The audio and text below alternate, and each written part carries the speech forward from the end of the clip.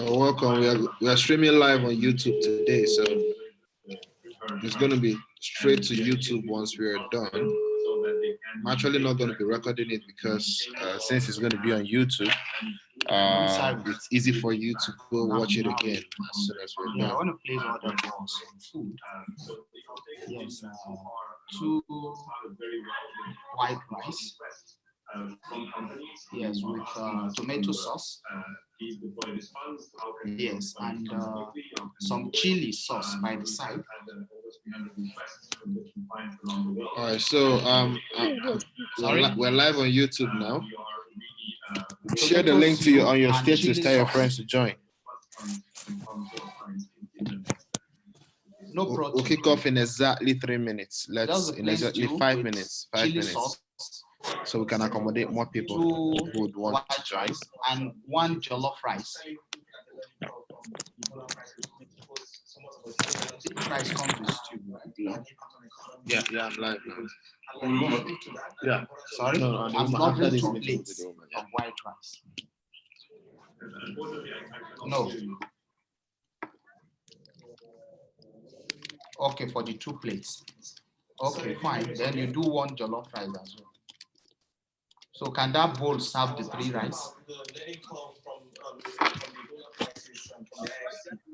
You're welcome. So you're welcome, plates. Mr. That's 2 white rice, 1 jollof rice. I have a lot of dignitaries here right now. Then does it come I'm really with glad salad? you guys were able to make it. Okay. You're welcome, Precious. That's okay. And 2 plates of white rice, 1 Josiah. plate of jollof You're rice welcome, with Stanley Obuna. tomato sauce and chili You're welcome, sauce. Kenny Kelly. Chili sauce is You're welcome, Muhammad, Kikiola, Olai, Olania, Jide, Stanley Obuna, Way for Dera. Keep getting your friends to join. Share your link immediately. Share it now. Share it now. These prices have happened in the one that we facing today, probably an unprecedented one. And so we are learning, we have used our experience of what we've done during the Ebola crisis, also during financial crisis, where what we did is very quickly identify what are the areas where the needs are the highest and where the funders can go and access companies, private sector companies in emerging markets the fastest. So, for instance, after the financial crisis, we really ramped up our trade line because we realized that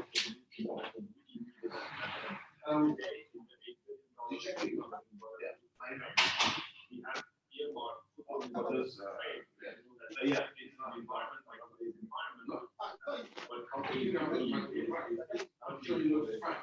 able to trade products, buy products, sell products. So that's one of the key elements that we are for. The other one that we learned, for instance, from the Ebola crisis. Right. 2 minutes more. 2 minutes more.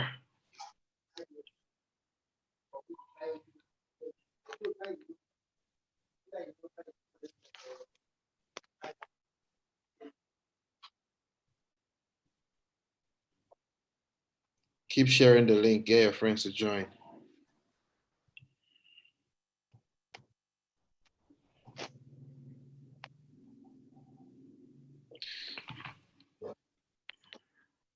Get your friends to join. We are live on YouTube right now, and I'm glad to have you all here. Mr. Emeka Madu, I'm going to make you a co-host so that you can moderate. So if a new person wants to join, you can admit the person. We have 1 person in the waiting room right now, so you can admit the person. I may not be able to, focus on both things at the same time. So I'm glad to have all of you here right now. And I believe if you are here in this meeting, it's because of one thing. Because of one thing, and that thing is because you are interested in success. You're interested in changing the situation of things around you, because you understand that if you don't make a move, nothing happens. I was discussing with a senior friend yesterday, and he I think it was this morning in breakfast, and we were saying a lot of things. And I remembered something that I learned in school. That is the fact that it's called the Newton's law of motion. The Newton's law of motion states that a body at rest remains at rest except an external force is applied on it. It also states as well that a body in motion remains in motion except an external force is applied on it. So practically, if I keep a ball, the body in motion remains in motion except an external force is applied. If I keep a ball um, at rest, when I say something is at rest, I mean it's static, it's on a position. So if I keep a ball at rest, it stays at rest. If I keep my laptop on this desk, it stays on this desk. It cannot start moving on its own, except there is an external force that is applied on it. And when that force is applied on it, that's the only time it makes a move. And so a lot of people, remain at a point where they are. They just stay there, and they don't make a move, they don't succeed, they don't try new things, they don't take risks, and they don't do all these things, and somehow they expect for their life to change. They expect for success to happen. It doesn't happen all of a sudden. You must make a move. Peradventure, everything you have within you is weighing you down, is not allowing you to make that move, then allow an external force to apply on you. Allow someone to push you. And that's why, at some point, everybody needs to look for a mentor to get themselves a mentor. It's not because, you can't still achieve what you want to achieve without a mentor, but because, you may not be able to see things the way they are. You need someone else's experience. You need someone else who have seen it, who have experienced it, who have gone through the journey and has gotten to where you want to be. So the job of the mentor is to come back to where you are and drag you through the journey and point the way, lead the way. So, for instance, a mentor has gone through the journey. He's while on the journey, he missed his road, and then he realized, oh, I'm on the wrong track. He finds his way, kicks off again, probably fall inside a ditch or a pit, and then found a way to crawl out, and then probably hit some dead ends, found their way out, and all those things. It could take them a year, 2 years, 5 years, 10 years, and then they eventually get to that destination. So a mentor who is a leader do not stay on that destination and they are happy that they have achieved what they wanted to achieve. No, you are not yet successful until you are able to make other people successful. Write this down. I hope you guys have your notes. I believe I'm talking to leaders. I'm still doing my leadership session. And that's the reason why before I start my trainings and the opportunity I want to share with you guys, I don't go straight to it. I want you to have a mind shift. I want you to see things from a different perspective. I want you to understand that it's not just about the money. If it's about the money, I can give you the whole money you need now. I can bet you in the next 1 month, in the next 2 months, you will lose that money. I can bet you. You have touched enough money that can change your life. I'm talking to you. You know yourself. You've touched enough money that could have changed your life. You know why you are where you are now? Because you did not know what to do with that money. There are 3 things about money: how to get it, how to keep it, how to use it. If you don't know how to get it, you will be broke. If you don't know how to keep it, even though you get it, you'll be broke. If you know how to keep it, you don't know how to use it, it will remain there. Inflation will act on it, you will lose it. So these are 3 things that are very, very key for people who are hungry for success, people who are thirsty for success, people who want to change from where they are and get to a higher level. Yeah. Because there is no way you can achieve success without, making a move, just like I said, right? So make sure you write these things down. You cannot, a leader is someone, it's not just a mentor. A mentor is a leader, someone who has gone through the journey, he has experienced it all, and he doesn't want you to experience the same thing. So what he does is that he comes back again through the journey, but now he knows the way. Now he knows the exact route that he took before. So since he knows that route that he took before, it's not going to be difficult for him to get back to that route. But this time around, he's taking you along with him, right? Now, since he knows the way, since he knows what he experienced when he was trying to get to that destination initially, since he knows all the ditches that he fell into, since he knows all the dead ends he found himself at, since he knows all the possible ways he had failed, what do you think will happen to you? You will not go through the same stress that he went through, because now he's going back with you. So he's going to,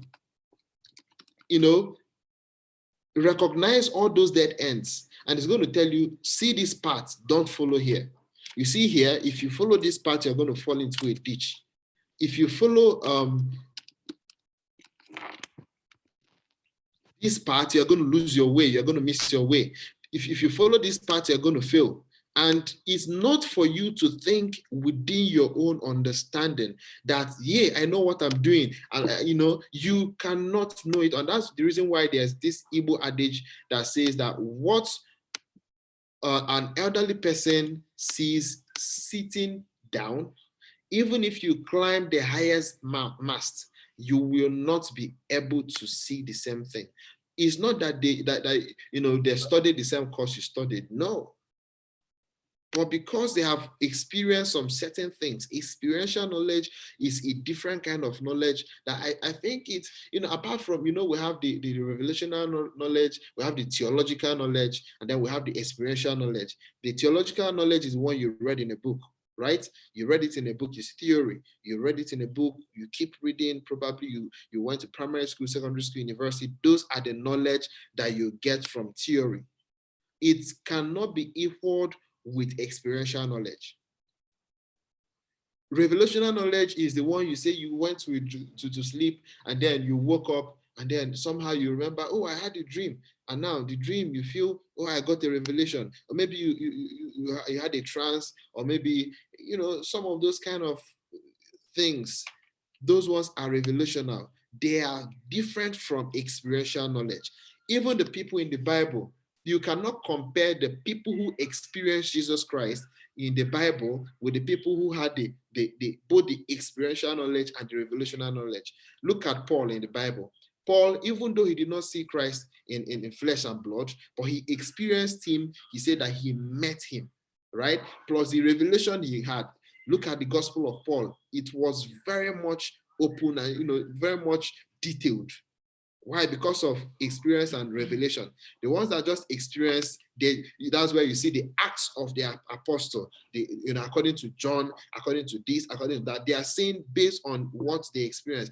Now, they experienced him. All of them had the experiential knowledge and the theological knowledge. But you, as you are reading it in the scriptures, whether in the Quran, whether in the Bible, you are not having the same feeling, the same understanding they had.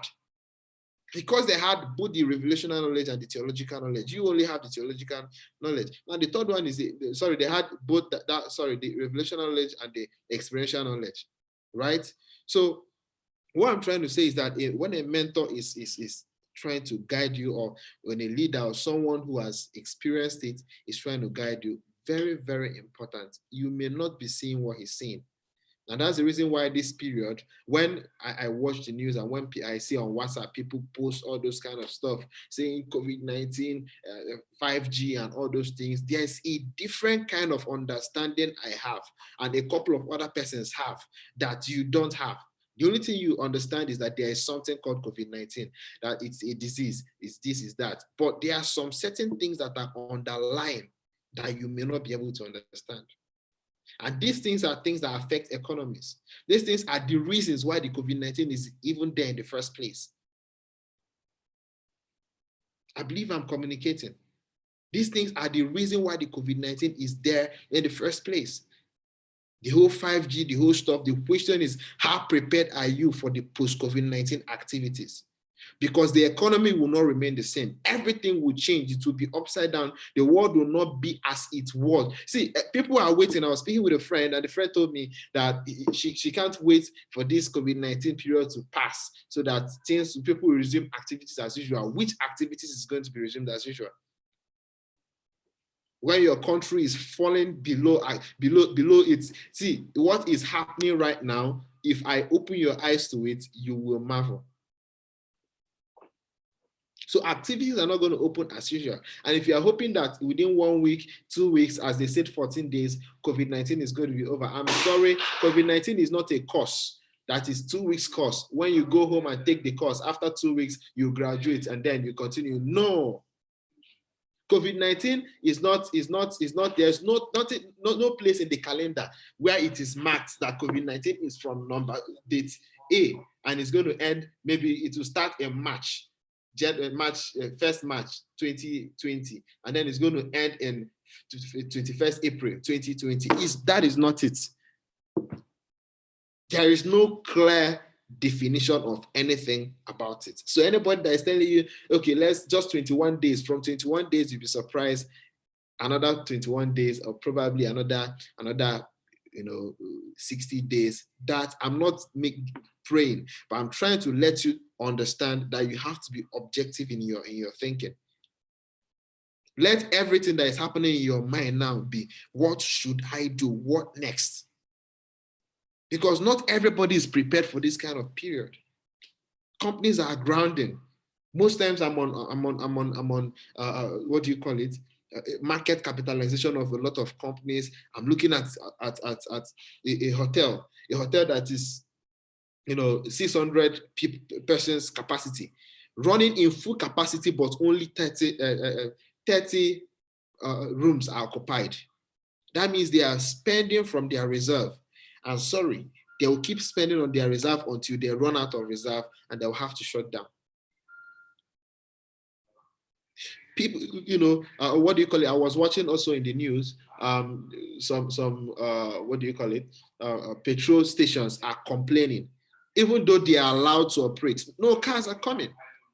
The petrols are going to be drying up in their stuff. Do you know how many billions are being lost? The only people who are a bit stable right now are the people who are focused on the internet and online businesses. And not just any online business, strategically, placed online businesses. And you should find a way to attune your mind to avoiding anything that will make you, be so attached to the physical aspect. Maybe you're a student and you're here and you're hoping that after this COVID-19, you go back and continue studies as usual. And then by the time COVID-19 is over, you now go back to school, by the time you continue to study as usual, and then, by the time you now graduate, you now get a job. The jobs you are trying to get have all died.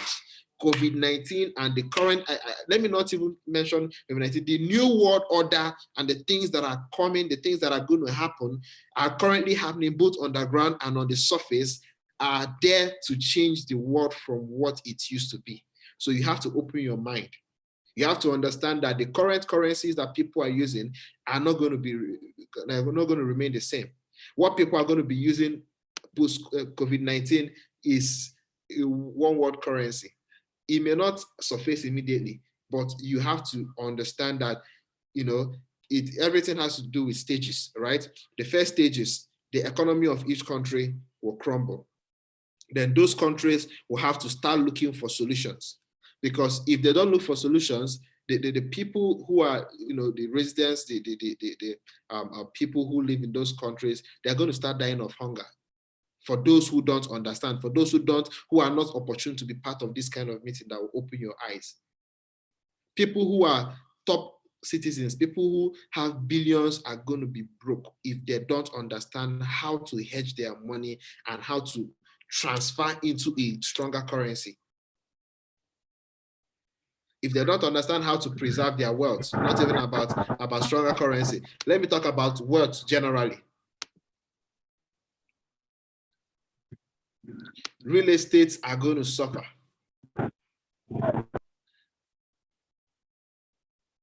They are going to suffer. Automobile industry is currently suffering. Aviation industry is currently suffering. Banks are currently suffering. We had a meeting with the bank that we are trying to partner with yesterday, and the bank,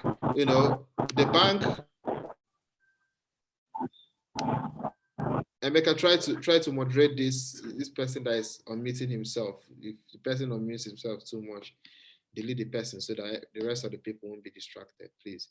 All right. So banks are currently suffering. There's what we call fractional reserve banking. In fractional reserve banking, banks are allowed to give out 80 to 90% of their money. Now, I never understood this until I had the meeting I had yesterday with the bank that we are trying to partner with. They said that every money that comes into the bank, they have a mandate to move about 47% of that money to CBN. Now, after that, they have another mandate to move another 20-something% to another, they have to move another money. The only thing they are allowed to operate with is less than 20% of the total money that came into the bank. The second one is loan. They are mandated to give loan to small and medium scale enterprise, to individuals who are high net worth people who have businesses, and they must have to do these things. So tomorrow you walk up to a bank and you want all your money, you think you can get all your money back. I'm sorry, those money they are not there. So all these things are going to start affecting all these institutions this period that economic activities are on halt. So what is your fate? I know so many people who are going to start suffering this, poverty and hunger is going to kill more people than COVID-19. Mark my words. I was shouting in my status. I was saying, pack food, buy food, stock your houses. I never knew that COVID-19 was going to come.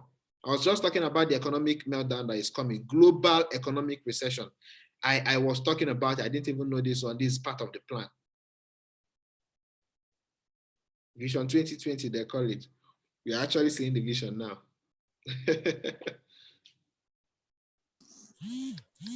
So how prepared are you?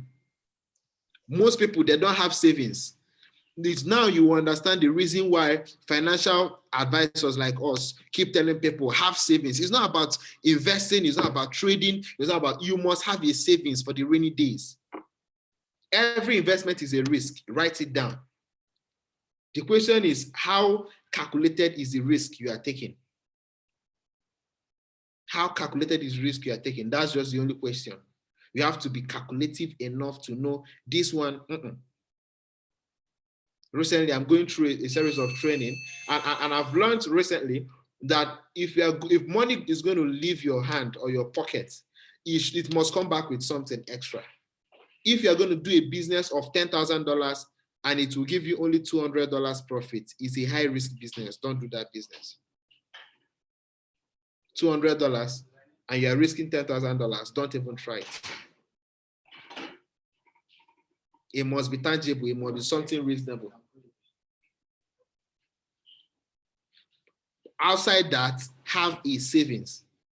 Someone like Warren Buffett keeps saying, invest what is left after you have saved. Very important. Very, very key. And this is the period you will know. This is the period when by the time what you have finishes, you start calling your friends, calling your family. I'm sorry, they have also been spending. from the ones they saved, and they don't know how long this is going to last. So you calling them, it may not work. It will not work, except someone who has excess. Save for the rainy days. Even though we have not gotten to the full-blown, see, all these things that are happening now is an introduction to what's to come. It's an introduction to what is to come, rather. Just an introduction. We are just starting. If the situation is going to be 100% bad, we are actually just 2% into it. If you want to understand how deep this is going to be, go and look at what is happening in Italy. What's happening in what's the name of this place? In US. First world countries. Remember, we are third world. We don't have any of those things. Our government are dealing with us, even the one that has been donated or contributed by the billionaires of this country, who are going to soon lose their wealth if they don't understand how to hedge. Most of them have international portfolios. That's the only thing that will save them. But if you don't, if our government are actually, the money that was donated, where has it been put into? How many of you have got an alert from the government or from CBN or from your bank since that money was given? Yesterday, I was watching a clip. Some guys were giving some agege bread. You know, some people were giving agege bread in Lagos, and they were throwing it out because it was just chaff. You know, those kind of things that happen in this country that makes me wonder, which way Nigeria? They couldn't even get good bread. Probably they gave someone that was close to them. They have finished sharing the money, then whatever that was left was given to someone as a contract to bake bread, and the person went to bake chaff. That is the country you found yourself in. And you think it will remain like this? What is happening now is an opportunity for you to understand what to do to take cover, because what is to come is going to be far worse than what is happening right now. How ready are you? How prepared are you? Financially, economically, intellectually, how prepared are you? How ready are you? If countries like US and UK, Boris Johnson, the Prime Minister of UK, is currently in intensive care unit, their money could not even save them. He will be fine, I pray. But the point is that even with the whole, medical strength that they have, they are still experiencing it hot. In Italy, the same thing. US, the same thing. There is over a million plus, cases in the world now. And there will still be more. It will keep increasing. It has not even penetrated Africa. I'm not praying it to penetrate. See, I'm a Christian. I'm an ardent Christian. I believe in faith. I believe in prayer. I believe that we will be saved. I believe, but the question is, even the Bible said, if you don't prepare, you have to prepare. You have to prepare. If I come from the religious point of view, then I'll tell you this is all part of the end time movement. So you still have to be prepared for the end time periods. You still have to be prepared. So it's not something that you have to, you think, okay, let's not think too much about it. Let's not put our mind to it. You have to be prepared. If you're not prepared when it comes, when the time comes, I'm not talking about the disease. When anybody gets it, they'll be fine. You understand? But the economic damage it will cause Nigeria and Africa will be bad, because we have been economically bankrupt even before now. No hospitals, no insurance or health insurance, no form of aid. Nobody cares about the next person. So it is your own journey. It's your own race to run. Your own race, your personal race. So it's not about when the CBN tells you we are not about to devalue Naira. Do you think they are going to tell you the truth that they are about to devalue it? They said it, and a week later, they said they have technically devalued it. They are not doing it because they want to. It's not even a devaluation. What they are trying to do is to maintain one single rate across all borders, across all platforms, because we have always had three rates. The rates, the general rates when you want to buy from, the general rate. The second rate is the central bank rate, and the third one is the rate they sell to the rich men. They used to sell 180 naira per dollar to these rich guys. So what they are saying that they did is just to maintain a single rate. Why did they not do it till now? And they are going to technically move it to, because in the forward market currently it is $420 naira per dollar. Okay, still now you call it a single rate. Well, we have 400 and something naira per dollar, and then you go to CBN, it's still 380. So how reasonable is that? Have they succeeded in what they said they wanted to do? It's not possible. The true reflection of the value of our money is in the economic activities of the country. What can you buy with your money? You walk into a mall and you come out with empty nylon, and you just checked your account. You just spent 20,000 naira. If I give you $20,000, in the next 6 months, you keep spending that money.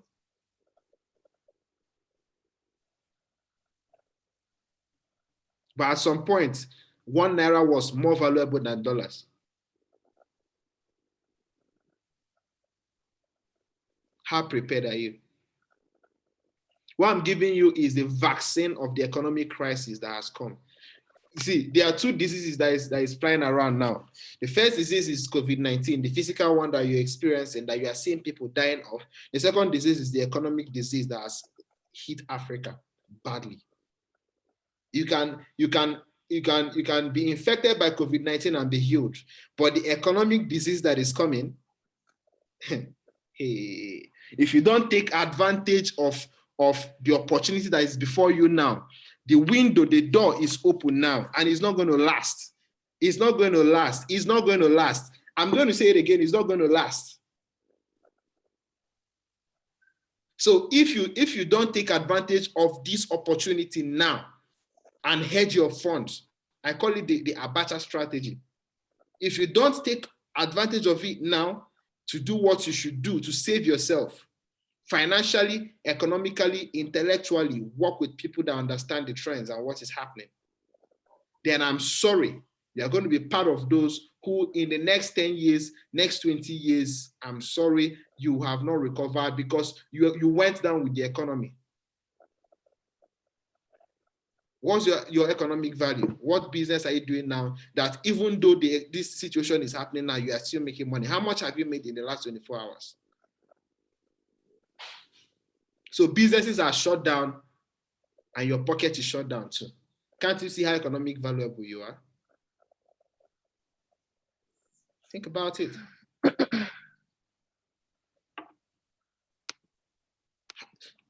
How you will know how economically viable and important you are is during moments like this. So you have 10 million naira in your bank account, and you're like, oh, okay, let's at least I have enough money to be spending this period. When this period is over, we'll make more money. I'm sorry. We keep praying, let the country be okay. I asked a man a question. That was 7 years ago. I can't forget that day, 2014. I was in a conference and I was teaching people about how to make money. And I said something. I said that money is the easiest thing to make. Some people said, yeah, it's not true. It's not true. It's not true. I told him the value you bring to the market is equal to the money that you get. What value do you have? And I said another thing. I asked, who is the oldest person in this room? A 78-year-old man that was there. I loved his energy. The man was part of the whole training all through. And, he was he was participating in everything the young people were all doing. And I was teaching them how to make money from the internet then. And I asked the man, has things ever changed ever since you started praying for things to change? The man said, no. I said, okay, let me break it down. In 1985, how much did you need to have in your bank account for you to say, I have enough money to purchase a car, a brand new car for myself? The man said 200 naira. Wow. He said 200 naira, you could buy a brand new, is it 1985 or 19? Yeah, within that period, or 1970 something, I asked. And he said you can buy, he said you could buy a brand new Beetle. And when you buy that Beetle, brand new, you'll be one of the biggest boys in your street. In fact, you'll be one of the only persons that have that car in your street. And I told him, okay, let's do this analogy. You say, wow, I have, let's say, 1 million naira as a debt. And with that 1 million naira, divide it by 200, you will get 10. Yeah, yeah, 200. You get what? 200. Maths. So if you use that 1 million to buy cars, you will buy multiple cars, not one car, not two cars. You can as well say that you can open a car, garage where people can come and buy cars. Now, let's assume you had that 1 million naira in your account then, and you are the biggest boy, you're a millionaire in your area, and then you go to sleep and you wake up and they tell you, welcome to 2020. How many cars would you be able to buy with that same 1 million?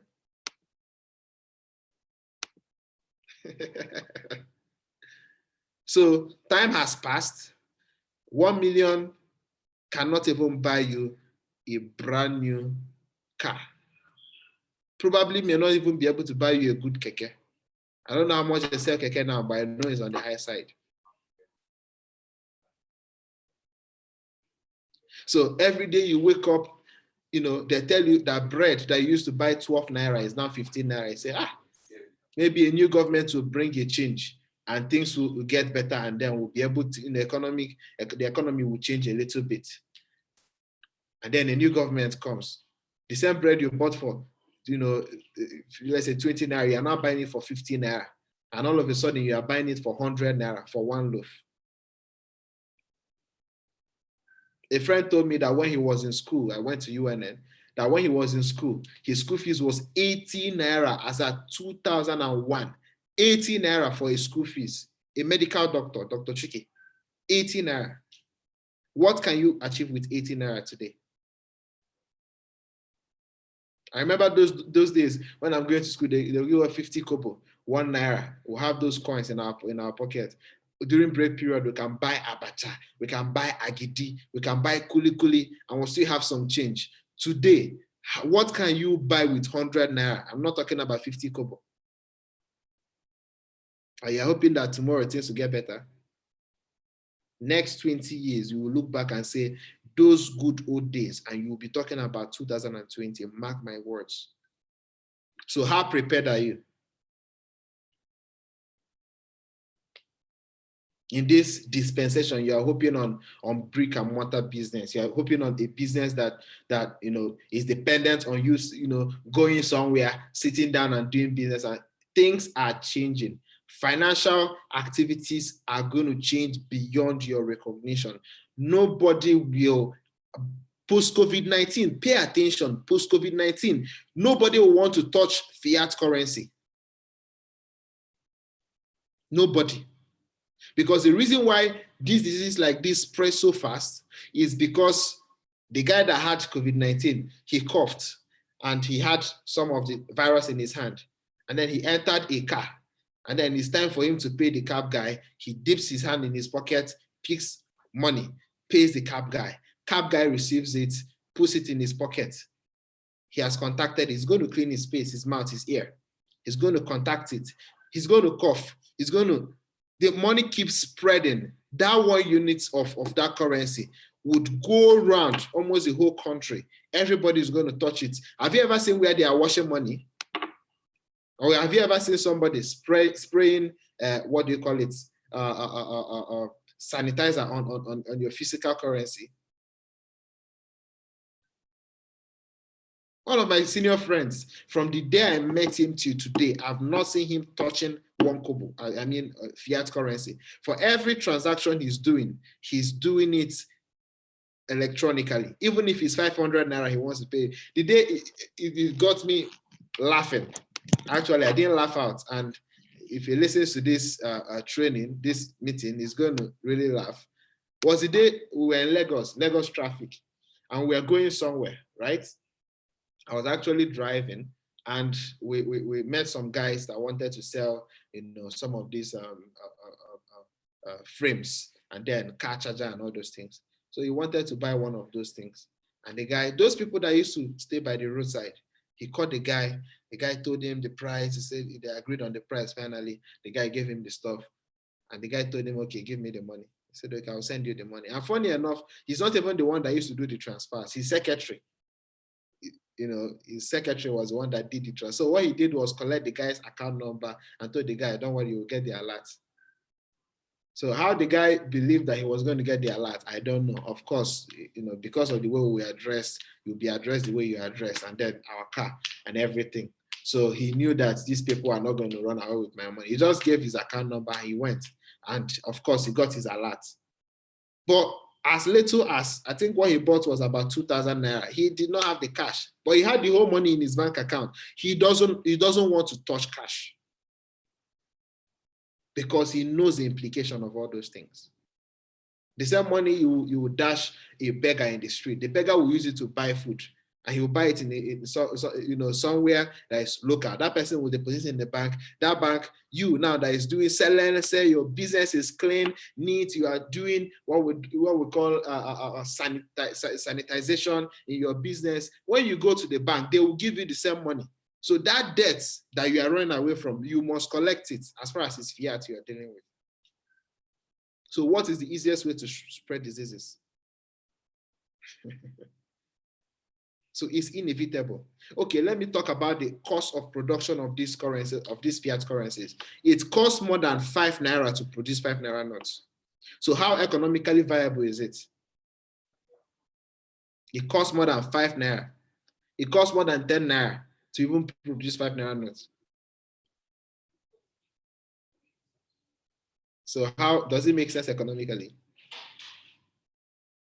So you get emails, you get SMSs, your bank, they are telling you since last 2 years, actually since last 4 years, they've been talking about, what do you call it? They've been talking about electronic, cashless policy. They never knew how to implement it because people felt they could not implement it. Everybody needs fiat, everybody needs fiat, everybody needs cash. COVID-19 has shown people that even though you are at home, you can still be working. There are people that say, I can't stay at home. Today you are at home. So people are gradually realizing the possibilities, things that are possible. People are gradually realizing banks have sent out emails right now. They are, since last year, December, they are implementing, what do you call it? Cashless policy. If you deposit more than so amount, they will charge you 2% or 20% of the amount you're depositing. If you are withdrawing so amount, they will charge you about 10% or 20% of 2% of the amount. The reason is because they want to discourage you from handling fiat. It's been very difficult for them. Right now, this is the best opportunity for them to implement that. The very best opportunity for them to implement that. So financially, things are going to change.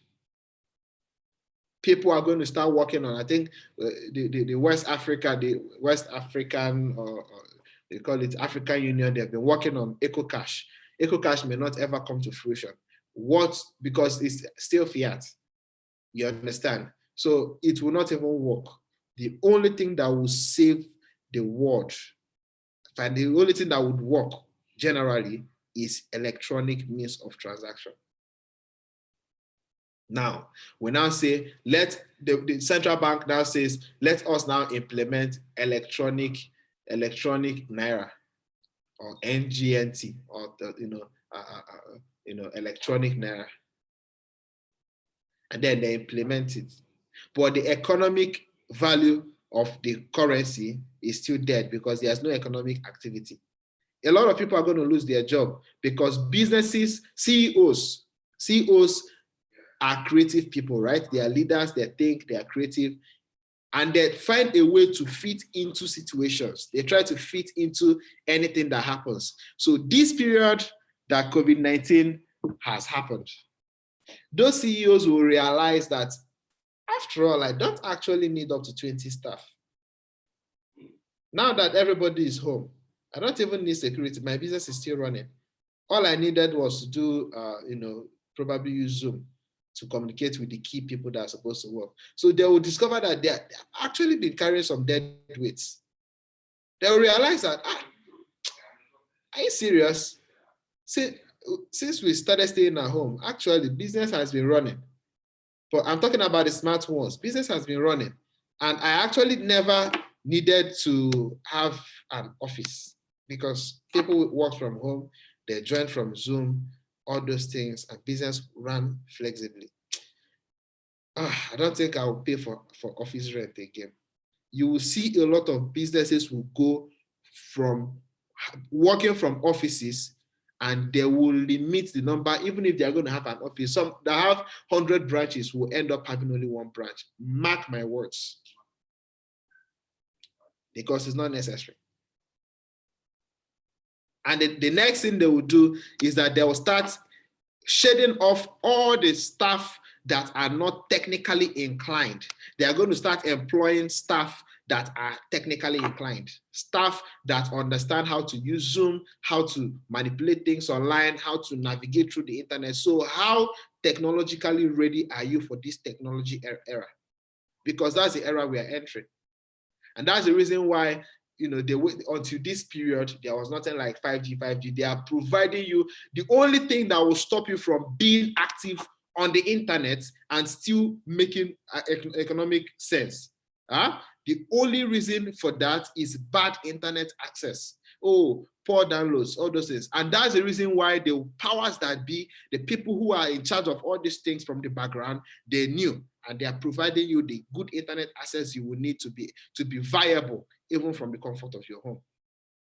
Socialism is going to change from what it used to be. People are going to be scared of people. People will be scared of making friends. You make a friend, he coughs, you don't want to be his friend again. Recently, people want to cough. Before the cough even starts coming, their hearts will start beating. Boom, boom, boom, boom. You know why? Then, some people will have to look and duck and look for somewhere, and they'll try to make it silent so that you will not know that they coughed.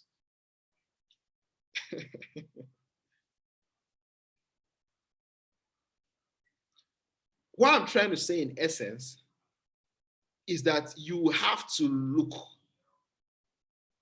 You see, when fire is burning, it does two things. It is positive, and it is positive to the positive minded. It is negative to the negative minded. The same fire that can hurt you if you put your finger is the same fire that will be able to cook the food you will eat. So fire was not meant to burn your finger. And it was not meant just for food. Depends on your thinking, your psychology, how you are wired.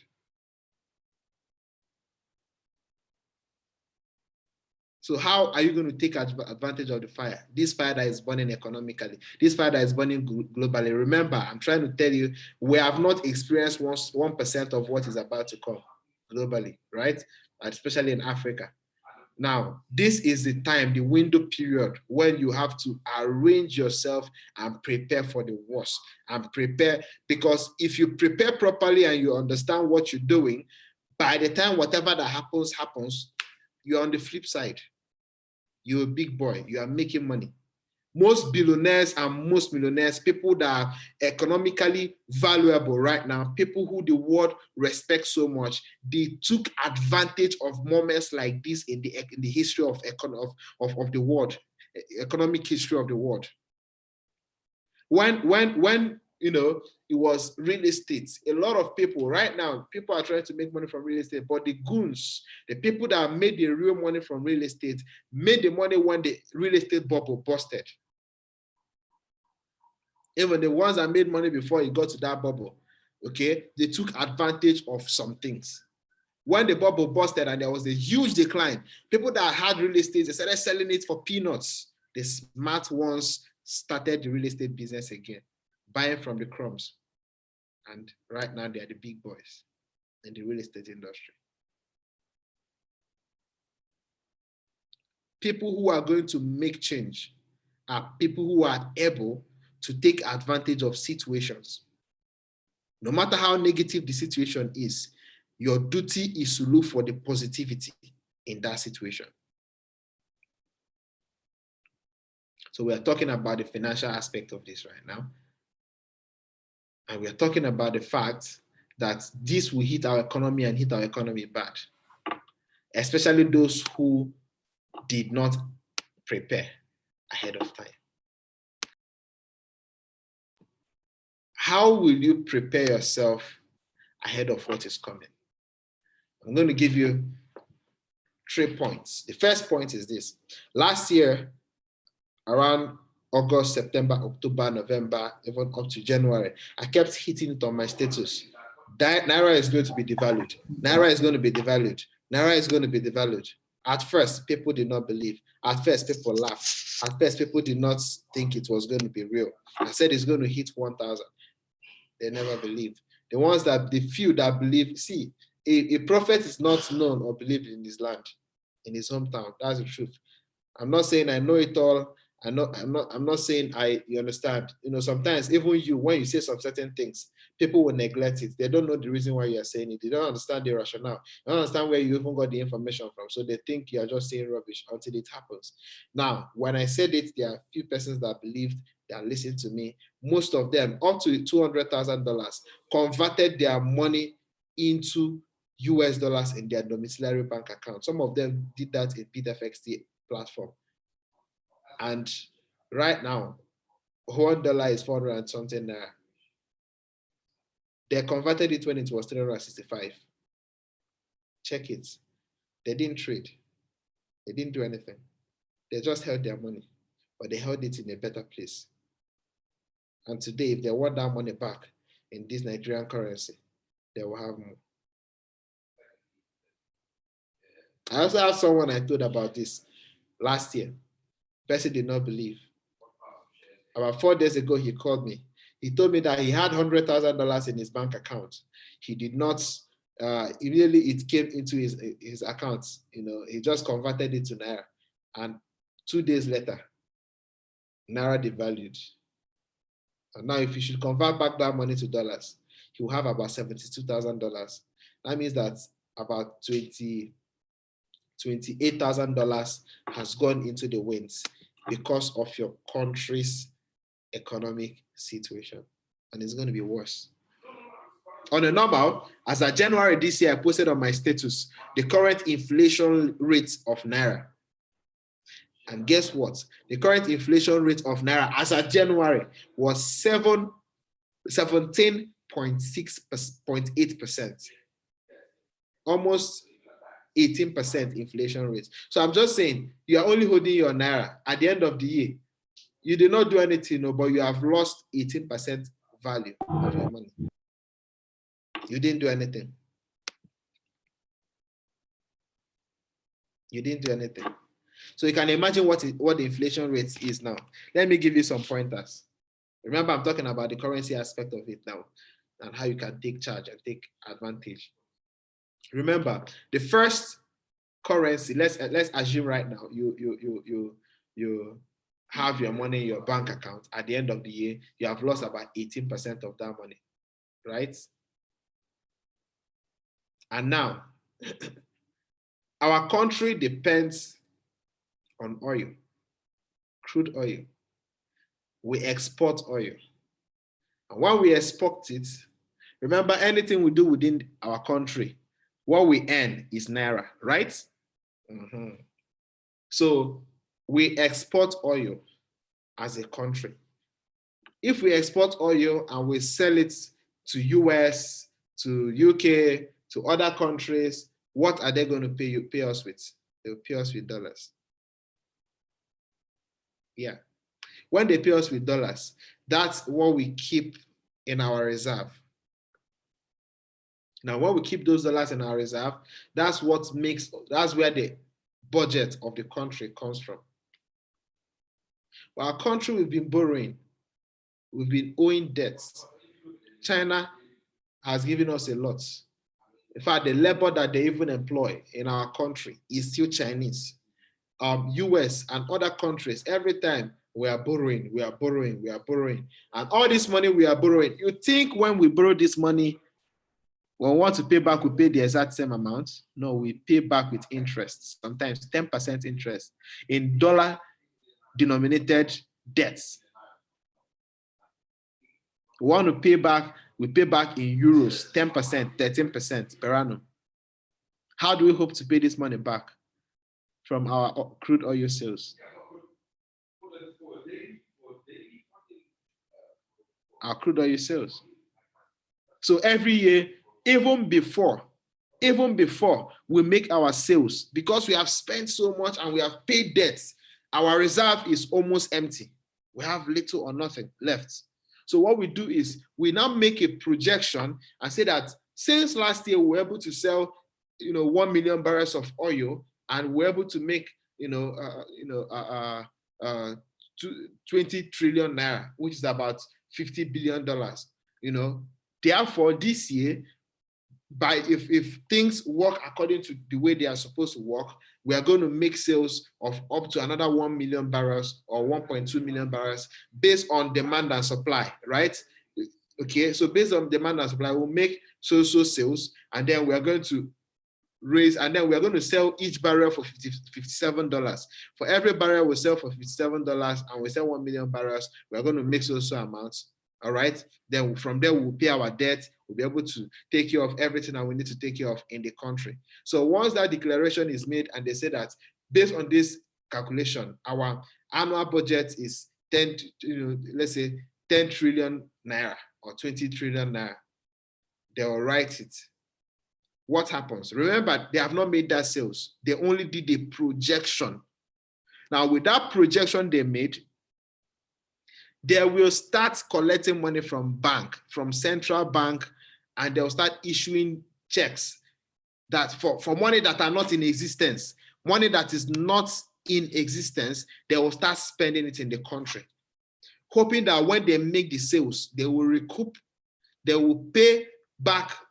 You understand? Those money that they spent, they will have some in the reserve. They will be able to pay the debts they are owing.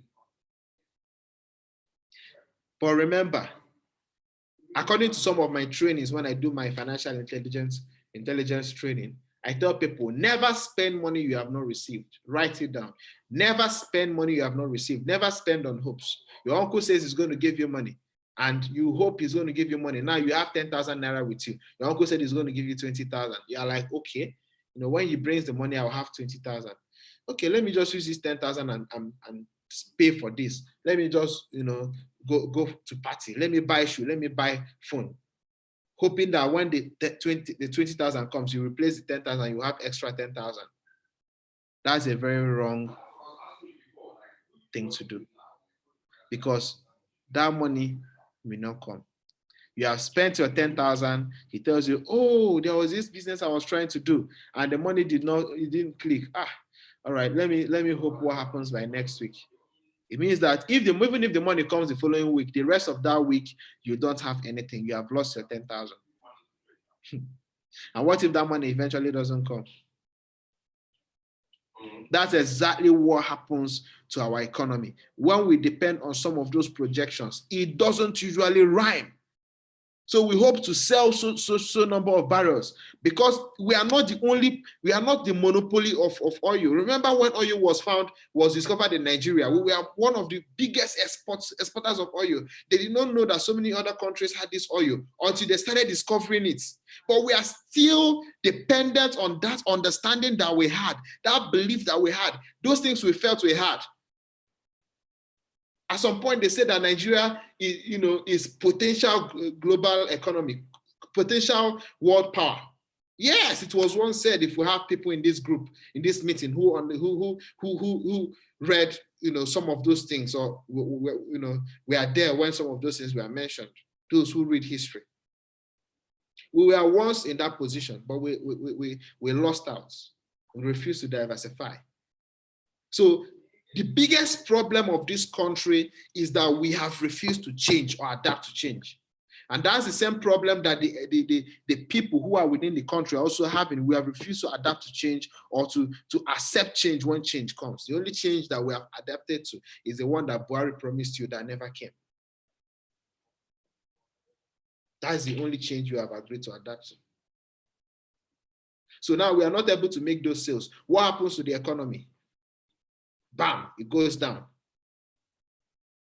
Now we have refused to accept change. We have decided to remain the way we are, make our plans on money that is not even there. We even borrow the more because last year, I think in the midst of the year, they still want to borrow because they say that the budget is not meeting up to what was expected of it.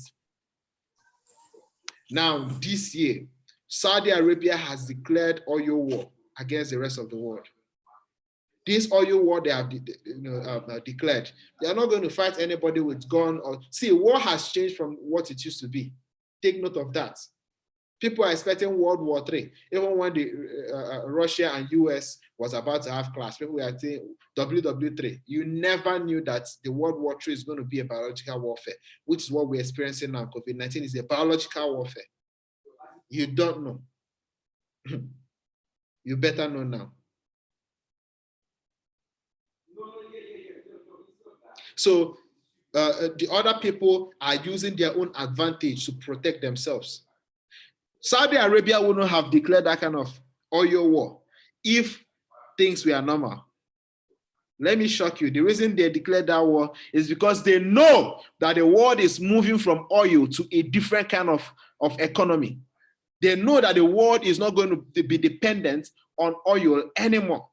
They know that the next phase of economic movements will depend on electronics. It will depend on electronic vehicles. It will depend on the internet. It will depend on technology. They know that sustainable energy like solar panels and the rest is going to be the game changer. So they declared an economic warfare, oil war. And they are going to be selling oil at a much more cheaper price than any other country in the world. So if oil, I saw Brent crude oil being sold at, I think it went up to $32 per barrel. So if it's sold at $32 per barrel on the general market, they are going to sell their own for $20 per barrel. You remember they have more than enough oil. That's why they call people Arab money, oil money. They have much more than enough, more than needed. So you think because you are Nigeria, you clip your oil price at 57. Who is going to buy? Nobody. Even if you now decide, okay, let me clip it at the current market price, 32. I'm sorry, people are going to decide that rather buy from Saudi Arabia that are selling cheaper. If you are the person buying, who are you going to buy from? Even if you're a Nigerian, I'm not even saying let's not be biased. Even if you're a Nigerian and Nigeria, your country, your lovely country wants to sell oil to you at 32 and you can buy it from Saudi Arabia at 20, who will you buy it from? Think about it.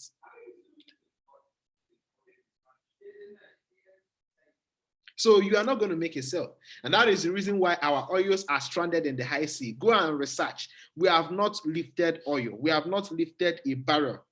Even if they have lifted a barrel, they have to sell it cheap, but they will not tell you. They have to beat the market to be able to make a sale. Stranded on the high sea. No sales. So what will be your fate? Remember that your Naira is backed arbitrarily by the economic value of your country. What is the global economic, by the global economic value of your country? What is the global economic value of your country? Basically oil. That is what we are perceived for. Every other business that we are doing is by the sideline.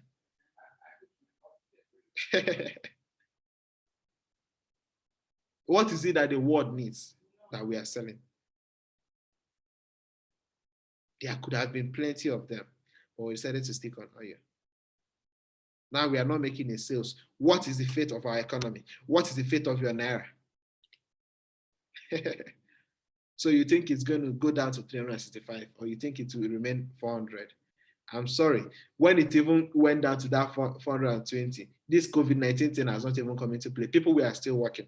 Entrepreneurs were still producing money, producing economic activities that was rotating money within the country, right? And then still it was devalued. What do you think is the fate of our naira by the time this whole situation is over? And we are still borrowing. Remember, I posted something on my status about the borrowing. And we are still borrowing. Those funds we are borrowing that we are going to be paying at 10% interest, how are we going to repay if we don't sell oil? The next thing that will happen, the valuation of naira up to 2,000 naira per dollar, because that's the only way they will be able to balance up enough to pay. Not even to pay, so that when you are buying things, you are spending twice or 3 times or 4 times as much as what you would have spent, so that they will get those money back from you. Yeah. That is the reason why they devalue the currency. Because if you pay the same amount you would have paid, they will be making the same, and they will be receiving. I don't know if you understand. Now they will need to get back money from people so that they will have enough money to pay back. Devaluation. On top of it, the annual inflation. So how prepared are you? Mm-hmm. How prepared are you? So what is the solution? The second aspect, I said I'm going to talk about 3 things. The second aspect is the aspect of you as a person. What value are you bringing to the table?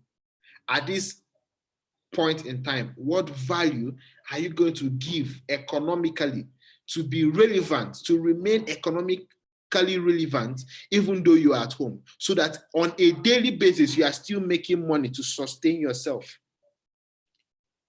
If you are hoping that, after this period, you go out, you still make money, it's both the devaluation stuff. You may work so hard and whatever you are paid.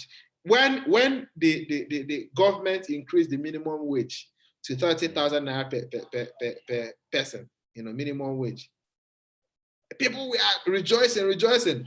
I posted it on my status. Beware when all of a sudden this kind of things happen. It means they are still paying you the same 18,000 naira in value, but they are giving you a higher number of currencies. So that the same thing you could have purchased with your 18,000 naira, even if you spend 30,000 naira, that's the same thing you'll be able to purchase. The more you look, the less you see. That is what it means. So how are you preparing yourself to remain economically valuable, even though you're on a lockdown? Even after the whole lockdown and you're still going out, how are you going to synchronize that your business to remain economically valuable so that you keep making more money? How are you going to get your money to work for you so that even though you are not working, your money is, you are still making money? Like to even be, how? Very sharp. And what we do is, why don't we just take an option? So I'm not here to sell you anything. I'm not here to push you to do anything. I'm here to share knowledge. I'm here to open your eyes. And I'm here to bring you a solution. I'm not selling you anything. I'm bringing you a solution, viable solution. I'm bringing you the opportunity that you need, the only viable opportunity that you need. And if you are still negative-minded, if you are still confused on what to do, if you are still, thinking, even after you have learned all these things you have learned today, then I don't think there's anything that can save you anymore, because I've taken my time. I don't know any other person that have done this, dedicated himself to researching and getting, not just for himself, sharing this knowledge to people at no cost. Huh? I charge for my trainings actually though. But I'm doing, for the past few months, years, I've been under the radar. I've been focused on my business, and that is it. And this is one of those beautiful business trainings that when I charge for it, even if I charge you $2,000 for you to pay me for this thing, my conscience will be satisfied. I'll be at peace, because you don't get this from books. Now you can start posting it on your status. You can start telling your friends, sharing it. That's my intellectual property there. They are sharing. But no problem, because if it's going to save a life, if it's going to save a family, if it's going to save a generation, then I am fulfilled, I am satisfied.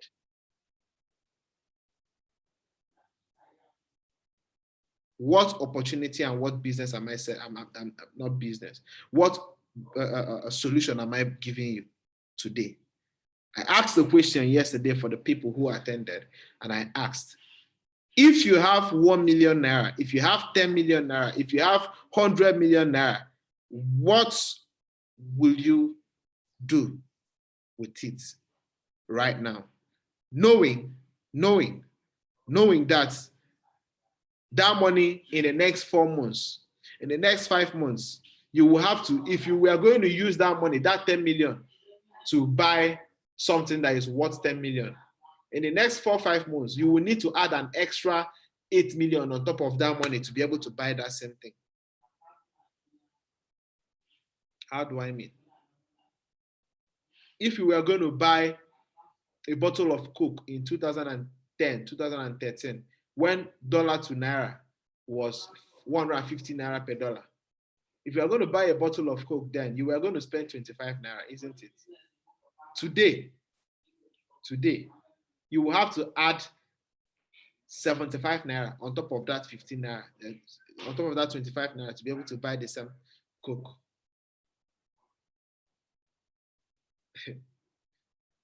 Just think about it. What if you stocked up $100 then when it was 150 naira per dollar? You just bought a lot of dollars and you kept it. It means by now, whether you spend it or not, whether you did business with it or not, whether you invested it or not, as at now, you have 4 times your money. 150 plus 150 is 300, plus another 150 is 450. So you have about 3 times your money, thereabouts. So now you know. Assuming you knew then, right? You would have kept your. Remember, I'm not talking about money for investment. It's different though. If you're looking for investment, I will still tell you about investment. The one you put your money, you'll be getting interest. But that's not what I'm talking about now. What I'm talking about is that one that you will not invest. Remember, the worst thing you will do to yourself is investing all your money. That's the worst thing you will do to yourself. Because every investment is a risk. I talked about it. The one you saved is the one that will save you. I tell people, save money today so that it will save you tomorrow. So the one you are going to save is the one I'm talking about. What are you going to do with it? Will you save it in your Nigerian bank account, or will you save it in your house? Will you keep it in your house? Where will you keep it? What will you do with it? The Abacha strategy. Abacha kept a lot of money.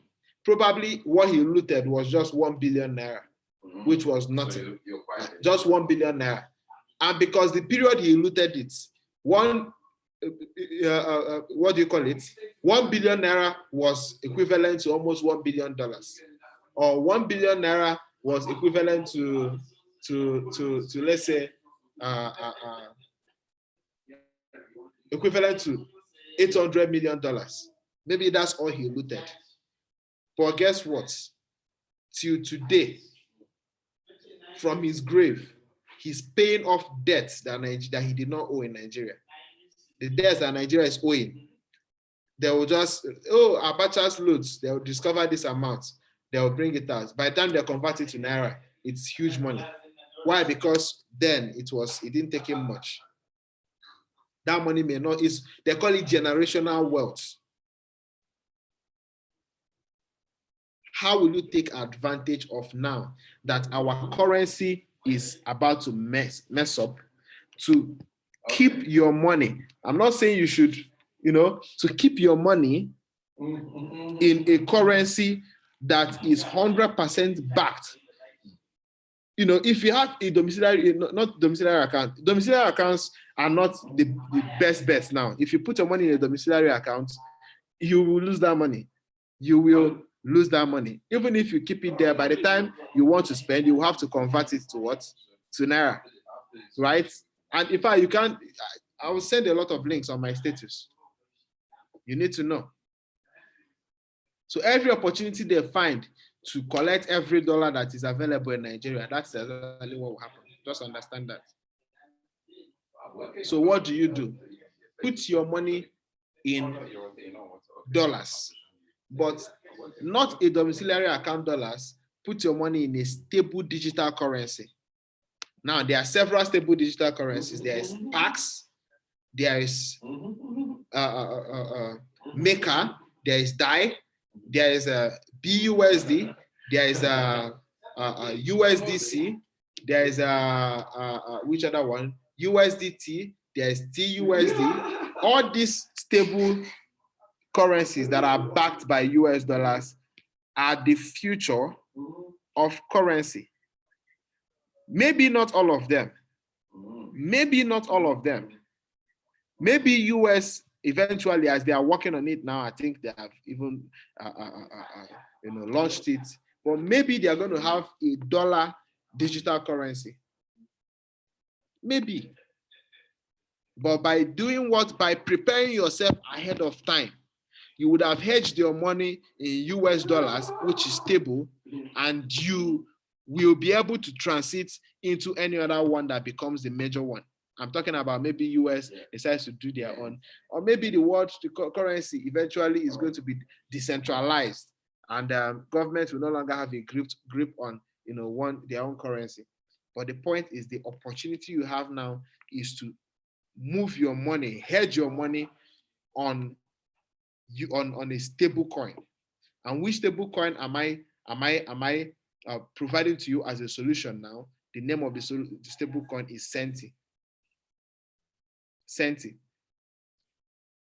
Now, why am I going to put my money in Centi over USDT, over Pax, over Maker, over DAI, over BUSD? I'm going to just use an analogy, and I want to end in exactly 5 minutes, and I will allow everybody to ask questions. Okay? And if you're going to ask questions, you can start raising your hand. There's a way to do it. Raise your hand. Why will I put it in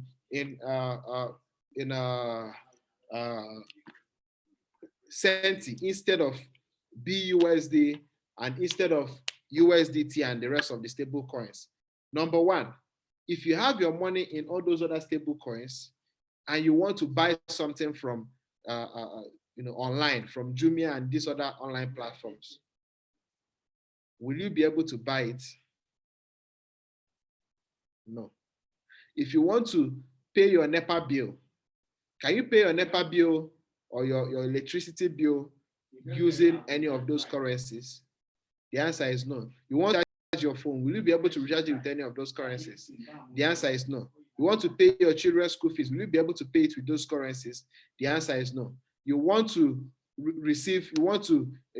withdraw your money in fiat, will you be able to access it on those other currencies? The answer is no. You will have to convert it to Naira and then move it into your bank account, and then that's when you're able to get it. But Centi, with the partnerships that we already have on ground, the partnerships we have gotten, you can walk into a bank literally in any part of the world, and you can withdraw fiat, you can withdraw US dollars, you can withdraw euros, you can withdraw pounds, you can withdraw Naira. With Centi, you can recharge, you are holding the Centi. You don't need to say, okay, I want to pay school fees for my child, and you now convert it to the same naira you are running away from. You understand? And then you now make the payment. Right from your dollar, your Senti account, you can make your payment straight to those people. And they will receive the money while your money is safe and secure for you. Aside from that, you want to, of course, how many banks can you walk into, even outside Nigeria? How many banks can you walk into and tell them you want your USDT to be paid to you cash? None. None. The idea was create this stable coin, say it's, back it probably at the initial stage, push it into exchanges, let it be on all those exchanges. And then by the time a lot of people believe in it, buy, sell, buy, sell, buy, sell, buy, sell, whether it is backed or not, anytime you want to convert it, you have to convert it through Bitcoin, because you understand, by the time you convert it to Bitcoin and then you now convert it to your local currency, that's usually the process.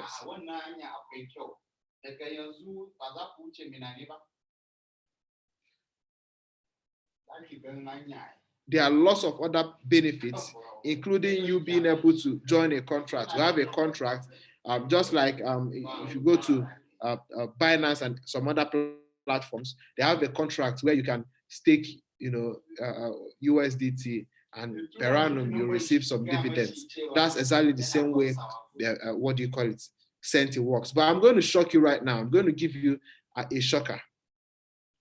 Senti is launching what we call margin, different from the kind of margin that you have in margin trading platforms. When I talk about margin, you can use $1,000 and buy $1,000 worth of Senti, and what you receive in your wallet, you can hedge as high as 10% of that amount. So you paid $1,000, and you can block off up to, you can use that your $1,000 and block off up to $10,000. So that $10,000 is available not for you to spend. You are holding it. It's as if you are betting against, the currency. This thing I'm saying is not a new thing. In countries that like the US, UK, and other developed countries, if you have 100 million naira, you can deposit it in the bank and you can access up to 1 billion, 100 million. You have 1 million, you can access up to 10 million. With that 10 million, on the bank account, you can do some economic things, you understand, referencing that 10 million, you understand, over a period of time. That's what we call margin in the banking system. Remember, Senti is not a cryptocurrency like, it's not, the idea is not for it to just be a cryptocurrency, or it's not even a crypto, it's backed by, for every 1 Senti, there's $1 in a bank account. For every 1 Senti, there's $1 in a bank account. All right. So that opportunity that Nigerians are not able to access in Nigeria. For instance, let me give you an instance. You want to buy a house, and that house is going to cost you 1 million, 10 million naira, or sorry, 100 million naira. In the US, you can be able to hedge 10 million in the bank. They will give you a margin of up to that amount that you need. And you can reference that amount you have in your bank account as a receipt, and you get your house. And then gradually you start paying back or something like that. That's how it works. That's what we call hedging. I think the person that will be able to explain this thing is my partner. He understands it much more than I do because he lives in that. Okay, so I'm going to invite my partner, my co-founder, Mr. Joseph Orike, to talk about hedging. Okay, yeah. No, it's okay. Okay, yeah. Hey, people. All right, and other opportunities that Senti, provides for us. Thank you. All right, you're welcome, Mr. Joe. Hey, good afternoon, people. You talking to someone? Yeah, no, go ahead. Oh, okay, just so yes, so Frank was basically talking about the advantages of hedging currency, especially in a time like this. So I mean, look, let's look at the scenario. We live in a globalized environment. So there used to be a saying: when America sneezes, Britain catches a cold. Now, what I would say is when America sneezes, the whole world catches COVID-19. Because America is the #1 economy in the world. America is the #1 geopolitical power in the world. America is, at this moment in time, the #1 police man of the world. So if America is in trouble, we can definitely say that the world is in trouble. Even America and China have a codependent relationship. It's the goods that China produces that it sells to America. The American market is the most lucrative and the largest marketplace in the world. So I was just reading some reports recently and talking with our other partner who's obviously based in the States. And we were looking at the property market. They were saying that the property market in America is looking at a $2 trillion devaluation downturn. I mean, you know, America and most of the developed world, you know, they used to call them the first world country, which that term became a bit derogatory. So people now say developed world. They run on credit systems. Thank you. They run on credit systems. Now, when I say a credit system, those of you who've never traveled and live in Nigeria, you have to understand that in America, even the iPhone that they carry is on borrowed money. The bank owns everything. You go into a shop in America and you want to buy this iPhone. You just sign your name on a piece of paper and you can pay for it over 18 months. And as long as you take out a contract, you don't put 1 penny down and you walk out the shop with the iPhone. This is the same in England. This is the same in all of Europe. They live on a credit-based society. The car that they're driving, what they do, they've maximized this credit system so far that the car that they're driving, if it's a $100,000 car, what they now say to you is that we'll give you it's called a bubble payment at the end. So what they say is now the car's 100,000. We'll finance you for 50,000. You can pay the 50,000 over 4 years. At the end of 4 years, you either pay the balancing 50,000 or, you know, and keep the car, or you return it. And the difference in the valuation between the 50,000 you paid off and the 50,000 that you owed is all you owe. So let's say the car has devalued now after 5 years to 40,000. You give them 10,000 and give them the car back. They've created so many inventive and interesting ways to slice up a product to make it affordable, which is why we're in the crisis that we're in. The other crisis was called a credit crunch. No more credit available. They crunched the credit. After the credit crunch, they found themselves in a situation where, okay, we have a coma patient on life support. So if you loan out money, if any of you understand the financial system, if you loan out money, you must get interest on the money. Yeah. But since 2008, if they put interest, people were already in a coma. It's like turning off the life support machine or somebody in a coma. They'll die.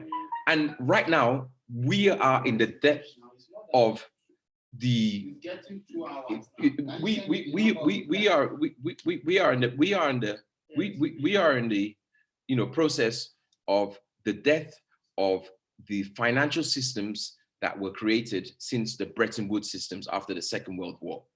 Credit system, you know, credit cards, you know, they call it the laissez-faire economics, Reaganomics, 1980s, you know, the Reagan era where, you know, they had to they had to stimulus, to give so much stimulus to the economies, pumping money in, loans, so that people will spend, and it makes, false economies.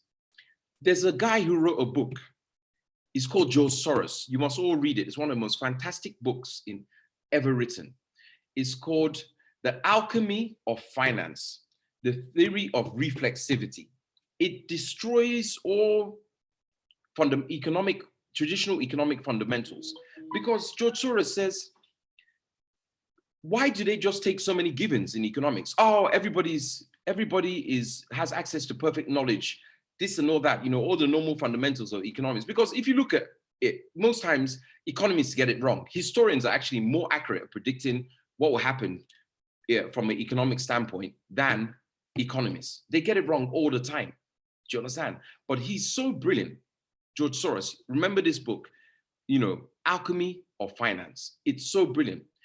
The most funny thing about this book, this guy is one of the most successful traders. His trading firm made money consistently till he stepped down, consistently, before you had Warren Buffett. He was amazing. Now, when he wrote the book, he said he would only publish the book near the time when he was coming to retirement or when he was a very successful man. Because if he told people the truth, they would think he's Don Colo. At the end of the book, do you know what this man writes? How he used to be so good. He said it became instinctive. In the morning, if he woke up with a pain in his shoulder, he knew something bad was going to happen in the market. And he says it in the book. I'm only able to tell you this now because I'm successful. If I told you this before I was successful, people would say I was crazy. He said that the markets, nobody understands them. It's all nonsense. That's why they always make it in such complicated words. It's all like, I don't know if any of you have watched the Wolf of Wall Street, when Leonardo DiCaprio first gets the job before the 1980 stock market crash. He now says he's having dinner with the guy in the stockbroking firm. And the guy's the thing, he said, it's all a fugazi. Nobody knows if the market is going up, it's going down. It's a fugazi. He said, here, we don't care about that. What we're interested in is our fees. If a client makes money, you convince him to reinvest it more because we earn fees. And more and more and more. The game is until he loses his money because we just want to keep on getting the fees. And most of the markets are a fugazi. Even the so-called experts do not understand them. That's the truth of the matter. You have so many complex financial instruments, which is why we're in the shit we're in today, because half the people do not know what the hell they're doing. We've had credit upon credit. Do you understand? Look what they were doing before with Freddie and Fannie Mae, the mortgages. They were now packaging mortgages and had three different types. So you had, your solid people who could really afford those homes. You had your people who were medium risk, and then you had your high risk people. They were called self-declaration.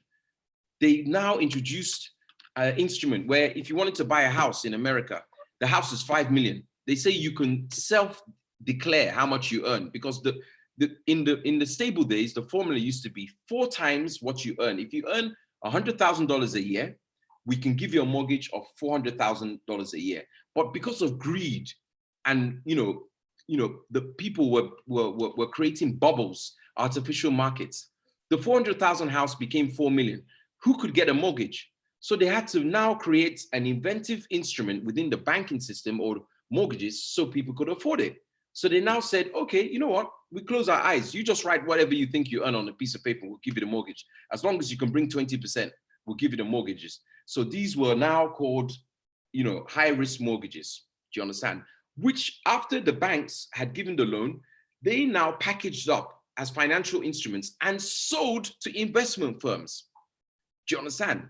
You need to watch The Big Short. There's some brilliant movies you can get on Amazon or Netflix, or whoever has got it. There's one called The Big Short, which really breaks down all these things. So they were just selling debt upon debt upon debt and making them into, financial instruments. And of course, the bubble was growing until it finally exploded.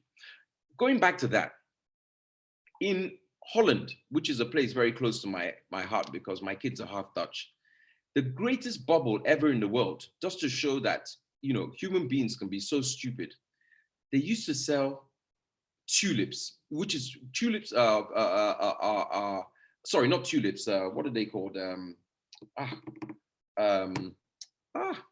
Orchids. Is it orchids? It's a special flower anyway. I would just give me a second. Let me just, I want to be right on this fact. I think they are orchids. Or was it tulip?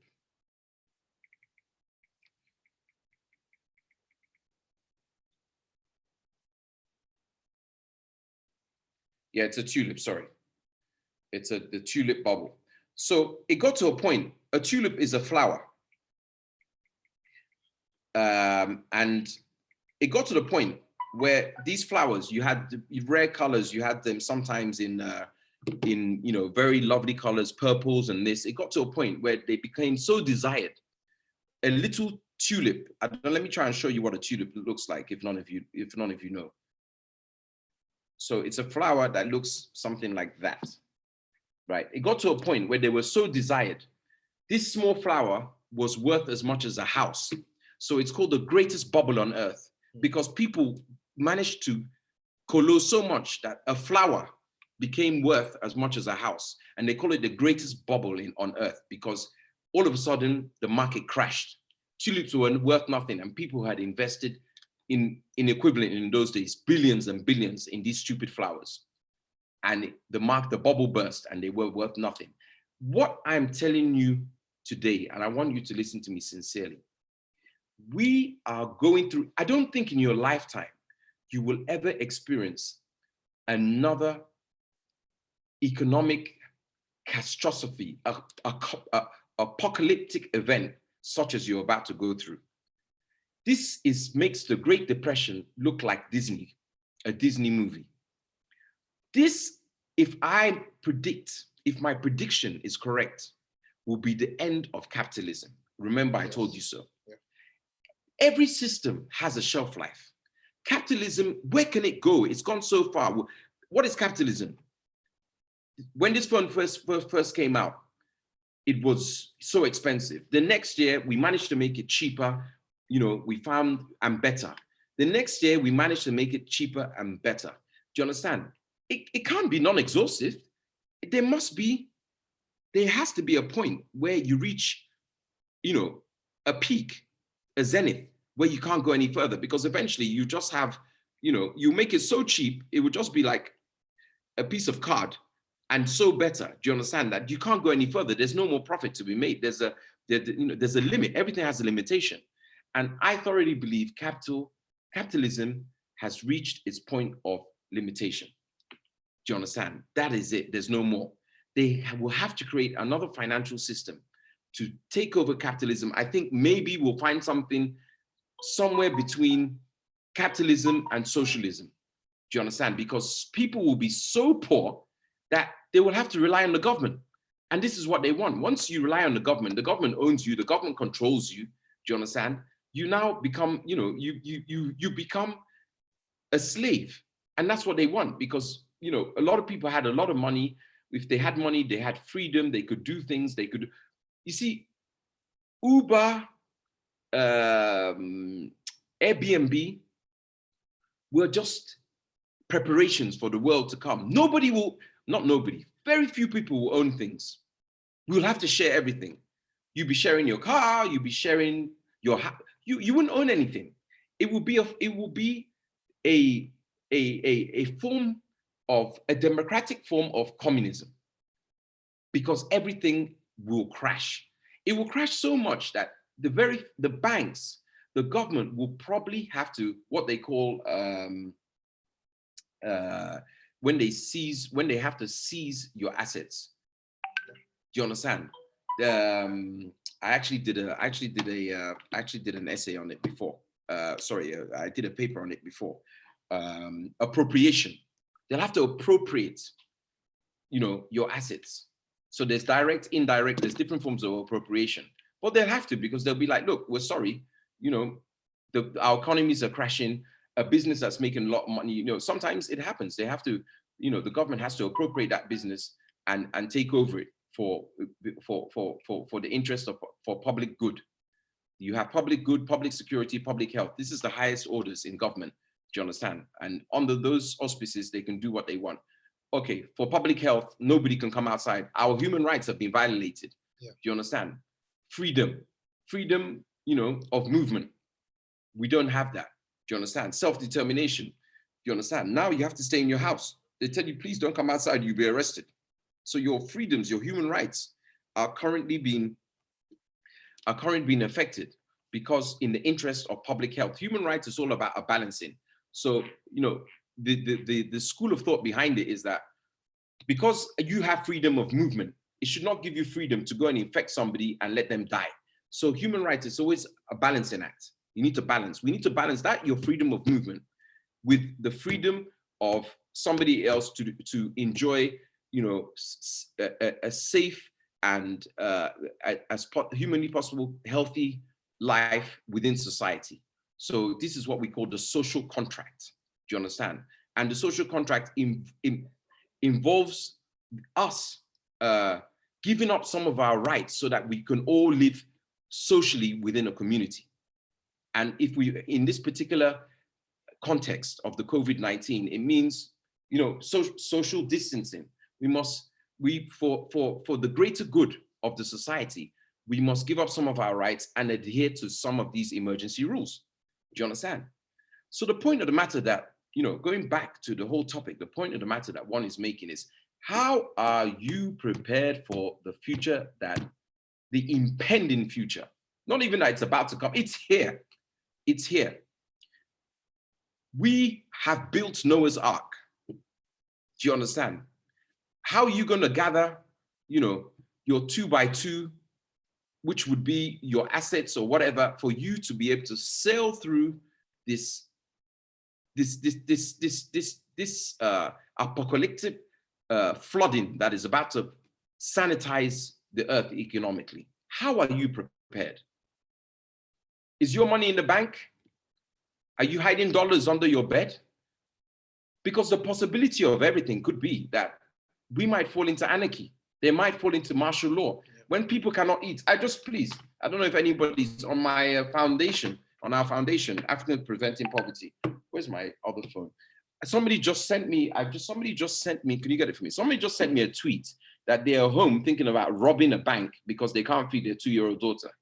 I replied to the person, send me your bank details and contact the foundation, because we have counselors, psychologists who have already realized that this situation will bring on a lot of stress, a lot of psychological stress for people. And we already have counselors, on standby to give counseling to people who are facing psychological stress. I'll read it out to you. You can check it out yourself. Where are we? Sir, please, I'm sending you with hope that you, APP, come to my family rescue in this lockdown. I'm already contemplating robbing of a store to get food for my pregnant wife and 2-year-old son. Please, anything you can share with us will be appreciated. I sent him a reply. Don't send your details, my brother. After, we have a helpline where you can talk to somebody to give you necessary support in a time like this. Do you understand? Well, we don't want to embarrass the poor chap, but you understand, it's there. Look, it started. If you are on the wrong side of this, I don't know. I have only got a certain amount of resources. I can't save the world. I do what I can every day of the week. Anybody who knows me can bear witness. I do what I can every day of the week, but I can't save the world. But what I can do is advise people as best I can. And it doesn't mean that you have to go with our product, not at all. I told somebody who was on the phone to me yesterday, a prospective client, he was asking so many questions. And I said, listen, I never do hard sales. I prefer if you go to our competitors and buy. I said, I don't do hard sales. I wouldn't sell something I wouldn't buy myself. It's just not, that's not my value system. So I'm not selling. The only thing I'm asking is, how many do you want?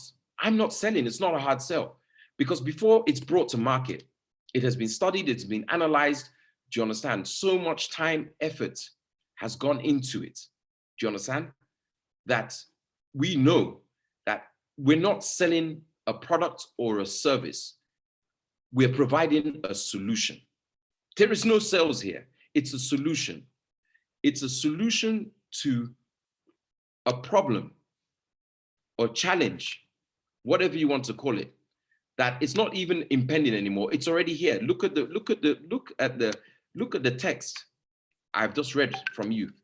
And how many people are in that position? How many households are people under lockdown, beating their wives, partners, girlfriends because of stress, arguments, looking at children who are hungry? How many? How long is it till crime becomes a total issue? People are robbing people's houses, not for nairas or dollars, for food in the fridge. Have you guys seen Venezuela? What happened in Venezuela? Have you guys seen why Trump is building a wall? Mexico, to keep people out? Have you guys seen South Africa, a developed country? I have friends ringing me from South Africa telling me that there's no food in the stores. Have you guys seen Zimbabwe? Have you guys seen India in its heyday? If I'm lying, Google. Now they told us Nigeria is next on the menu. God forbid. But at the same time, we must be realist. Benjamin Disraeli said, pray for the best, but prepare for the worst. You must balance things out.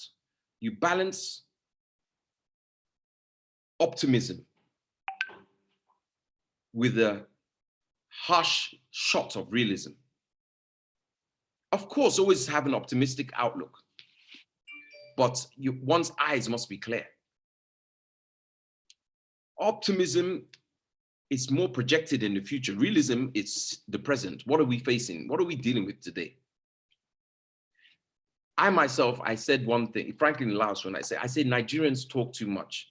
And the majority of Nigerians, if you ask them to go to church or to the mosque, and they told them, give everything you have, they will do it without a blink of an eyelid. I have nothing against religion. I'm a believer in the Almighty God. I have respect for every religion. But my point is, personally, I don't go to church every Sunday. I tell people I don't need a middleman between myself and God. Do you understand? I have a wonderful relationship with the Creator. And if I want to do altruistic or charitable deeds, I do them directly myself. Do you understand? We've seen the news. I don't understand why. I don't want to get into too much of a religious conversation, but personally, my opinion, I don't understand why a pastor needs 3 private jets. Do you understand? Couldn't that money be better spent some other way? Why not have one or lease or charter and put this money to good use when there's so many starving people and this money is coming from, the poor masses? But anyway, before I get crucified, let me not say much because I know people are very passionate about religion here. The bottom line is, what are you doing to mitigate the situation that we're in? Because in a month's time, when Naira is 700 to 1 or 1,000 to 1, this is recorded. You'll come back, look at this, and tears will be in your eyes. Why didn't I listen to these guys? Do you understand? And once again, I say it does not have to be our product. If you have 1% of doubt, do not buy into our solution. Please go somewhere else. Somebody raise their hand. Okay, Crystal. All right, so you want to ask a question or you want to react? Go ahead, Crystal. Okay, can you hear me? Yeah, I can hear you loud and clear, crystal clear, in fact. All right, I wanted to ask initially, he said if we have a question we can ask. I wanted to ask how I can create a Senti account because of how he explained the benefits of having a Senti account and all. That was my question. Well, I'll let Frank take that. Okay, so for that, you have to register on bitfxt.com.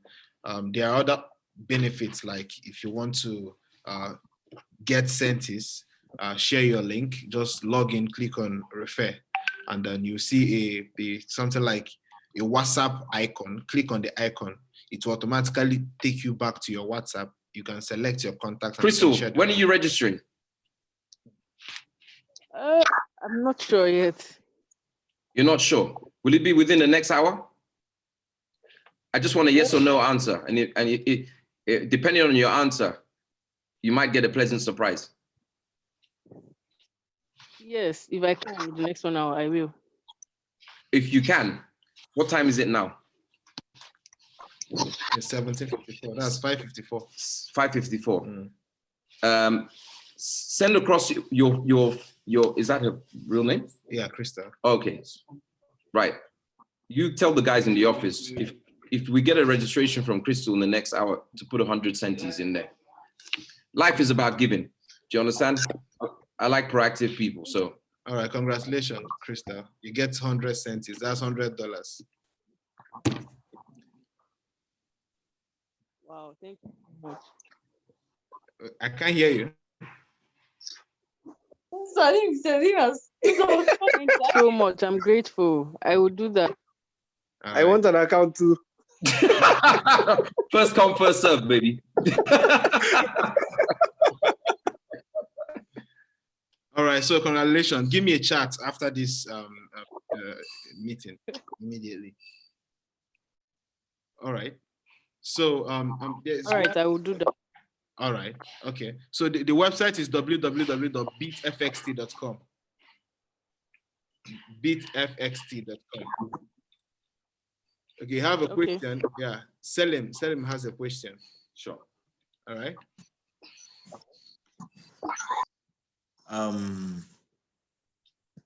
I said I've created my account. Like I created it about 2 hours ago. Oh, Jesus, I've started a bull run. Hello, I have a question. Like, so I've opened the account about 2 hours ago, but there's this registration problem I'm facing about the card, my national ID card. I have to face it to That's verification. the verification. So I canceled it halfway because I don't have the real national ID card. I'm just 19 now. So even that NIN stuff is the one I could get. So I don't know if there's any way you guys can help me complete my we are registration. currently working on based on our partnership with a bank. We're working on a different kind of KYC system that will be very easy for you. So there's no way I'll be able to put my money there now. No, you can. Once you have verified your phone number, you will be able to make a deposit. Have you verified your phone number?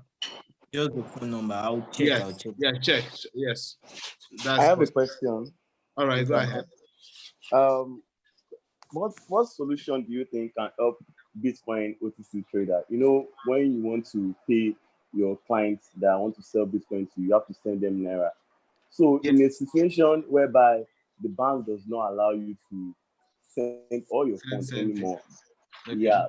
So is it possible? Can Senti work in this kind of solution? So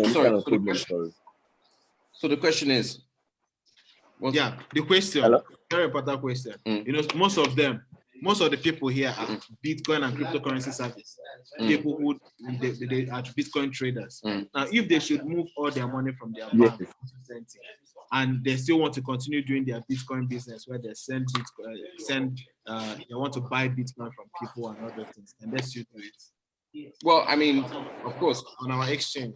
Of course, the only thing would be that you'd have to do atomic swap from Senti to fiat, and then buy your Bitcoin. Because you can even do it direct with this.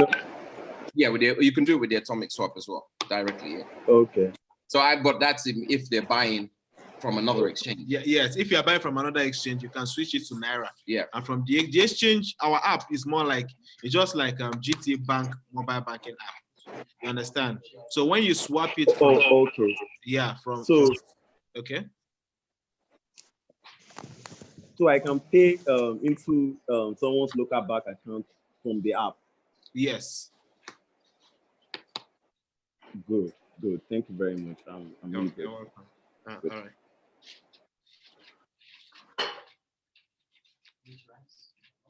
All right. So who else is lifting their hand?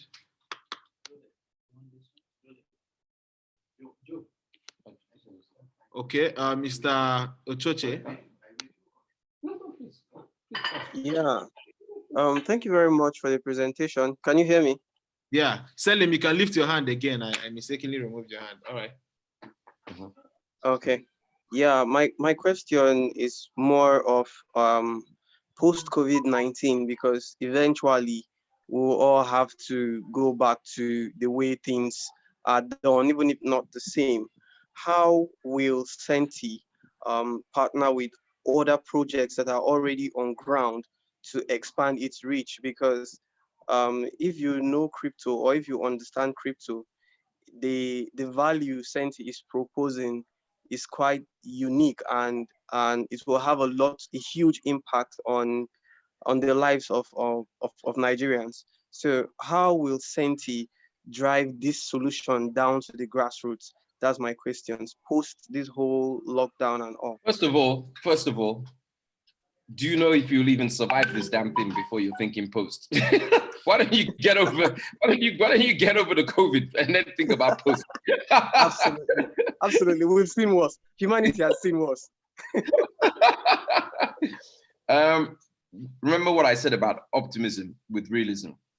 You know, a British professor once said to me, do not be bothered about the inequities of the bigger picture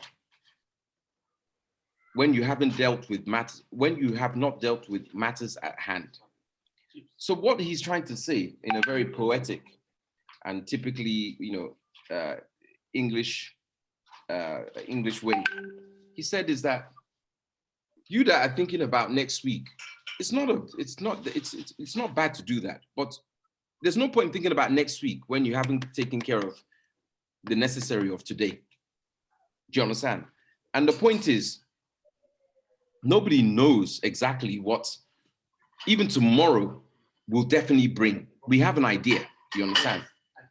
I think you are better focusing on what's on your doorstep, the very, very near future. Because you talk about post-COVID. Let me ask you a question. How long do you think that we'll be in this COVID issue for, in your head?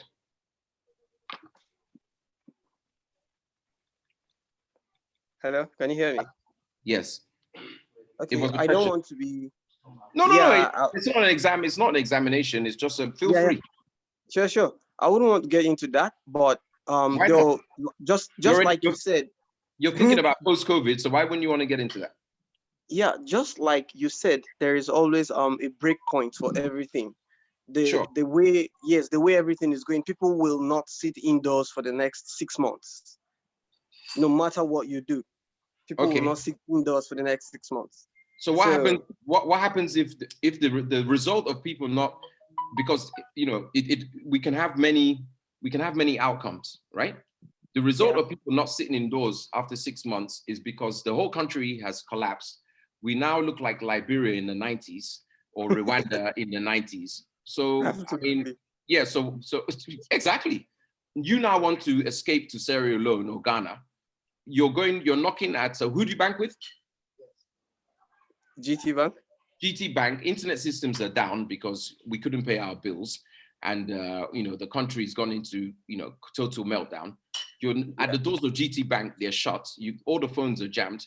How did post COVID-19? How did your thoughts about post COVID-19 help you in that situation? Yeah, that's exactly what I'm saying, because I see the value you propose. So how do we drive this down to the grassroots? That's what I'm saying. How do you drive it down to the grassroots? You bloody register your Bitfxt wallet, and you make sure that you hedge and prepare yourself that if you need to get out of Dodge in a minute, you know that all you need is your mobile phone, and you need to cross that border, baby. And you have all your wealth with you. If you need to send it to your auntie in America, you tell her to register Bitfxt and send that shit across. Absolutely. Thank you very much. All right, no problem.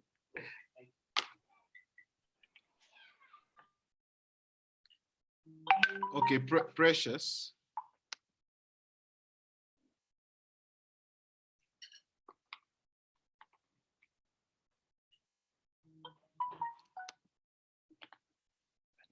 Do we have a big charger?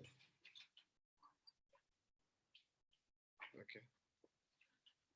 Okay, Precious, you can unmute yourself and talk. I'm trying to unmute you. Okay. Yeah, good evening. Yeah, good evening. Good evening, Yeah, Precious. Mr. Franklin, thank you for a wonderful speech. And Mr. Joseph Urike, I actually wanted to ask a question. I'm not really clear about everything. This Senti lower loyalty token, like how will it work? Is it that you will have to, when you send money there, it's saving your money? Or I don't really get it. Like I'm trying to get it since it's not entering. Okay. I don't really understand. I want to be clear. Which part don't you get? I think I understand the question. Like It's just like okay. it's just like converting your naira to dollars. No, but at the, she's in the. Are you in the crypto space at the moment? No, I'm not. Ah, okay. So now we understand. So basically, imagine. Oh, my battery died. Imagine you were a farmer, Okay. right? And Yeah. you grew yams, right? Yes. Now, what I want you to imagine is that these yams are now digital yams, because this is the exact same explanation I gave somebody the other day. Now, Okay. physical yams, you can only sell on the local market, right? Yes. For local currency. Yeah. Yeah. Right. So these digital yams, you can send, they're like magic. You can send anywhere in the world within Anywhere 5 in the minutes. world. Within 5 minutes. So if I now You're not restricted to just your local currency. Exactly. If I wanted to sell it to somebody in the UK, do you understand? And I wanted them to give us British pounds for these yams, I just send it to them there and they give me British pounds for these yams. Now, imagine that the local currency is Naira. Okay. So pounds at the moment is about 490 to a Naira, right? So imagine that these yams are my livelihood, you understand? But I am stuck with these physical yams and I can only sell them on the local market. But there's two people. Okay. There's this analog person, and that's what he's got. And there's this digital version of the person, and he's got the digital yams. You are the digital version of the person. So on the same day, you had your stock of yams, and you said to yourself, you know what? I'm going to sell them to my friend in UK for the equivalent. Let's just say, you know, 1 Naira, the equivalent of 1 Naira, of £1, sorry, which is 490 Naira. So I've got that. The person here now sold theirs for 490 Naira. The Naira in 2 months now became, I just use a figure of 500. It's depreciating. Became 1,000. You understand? To 1,000 to £1. Your digital yams, you've exchanged for £1. You can come back to Nigeria and that change it. Exactly. Yes, I'm now getting the point of the currency. I'm now getting, and it's very, very superb. And that means you're proposing a very liable this thing to Nigeria. So how do you intend to pass this thing across to Nigeria? Because if this Senti token or whatever is, people know about it, well, we'll gain from it. We are the one gaining from it. So how do we intend, how do we pass this knowledge now for people to gain more? How do you pass the knowledge? Do you have Instagram? Do you have Facebook? Wow, do you have friends? You sound like a very attractive young lady. I'm sure you have many friends. The network here is very bad. Wow. You missed the good part. Anyway, I said you sound like a very attractive young lady. I'm sure you have a lot of friends.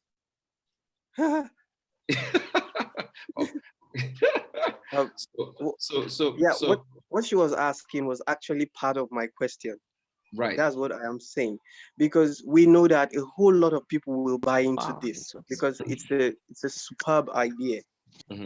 Senti is absolute. I've gone through the website. I've seen your white paper. Is awesome. I am asking how we will spread this. I wish I can have 5 million Nigerians see this immediately. Well, I tell you something. When I was young, a long time ago, I used to read a book called The Fantastic Five. So they were these investigators, right? And whenever there was an issue in their town in America, they used to have something called a system. What they would do, they would call 5 friends and tell them to ring 5 friends, and tell each of those guys to ring 5 friends, and eventually they covered the whole town and they could get any information that they wanted. Do you understand? If you have 5 friends and you ask them to tell 5 friends, you have Instagram, you have Facebook, you have Twitter, you have so many bloody mediums, social mediums, that from your house, you could probably cover, a great portion of Nigeria, because things get retweeted, things get reposted, things get this, especially if you say, look, can you just pass this on to 5 people and ask them to pass it on to 5 people? And this thing it becomes, exponentially huge just from, that's why social media is so powerful. Have you ever posted a video or seen a video and within like 2 days, everybody's seen that video? Definitely, sure. I can't hear you. Definitely, sure. So that's the same system it works by. Do you understand? Because I thought I was like one of the few that have seen the video. I've gone to try and show off and send it to my friend. He's like, I saw that thing yesterday. It's exactly the same system. Well, I am very sure Mr. Franklin understands the reality of marketing stuff in Nigeria. It's crazy. For instance, currently I have about 12,000 followers on my Twitter. On Telegram, I have about 31,000 followers or 31,000 group members on my Telegram. But Nigerians typically need this extra push. And I'll say from experience from other projects that have been in Nigeria, like a whole lot of Ponzi's. Nigerians got exposed to this technology via Ponzi's. So let me just stop you right there. Let me stop you right there. Yeah.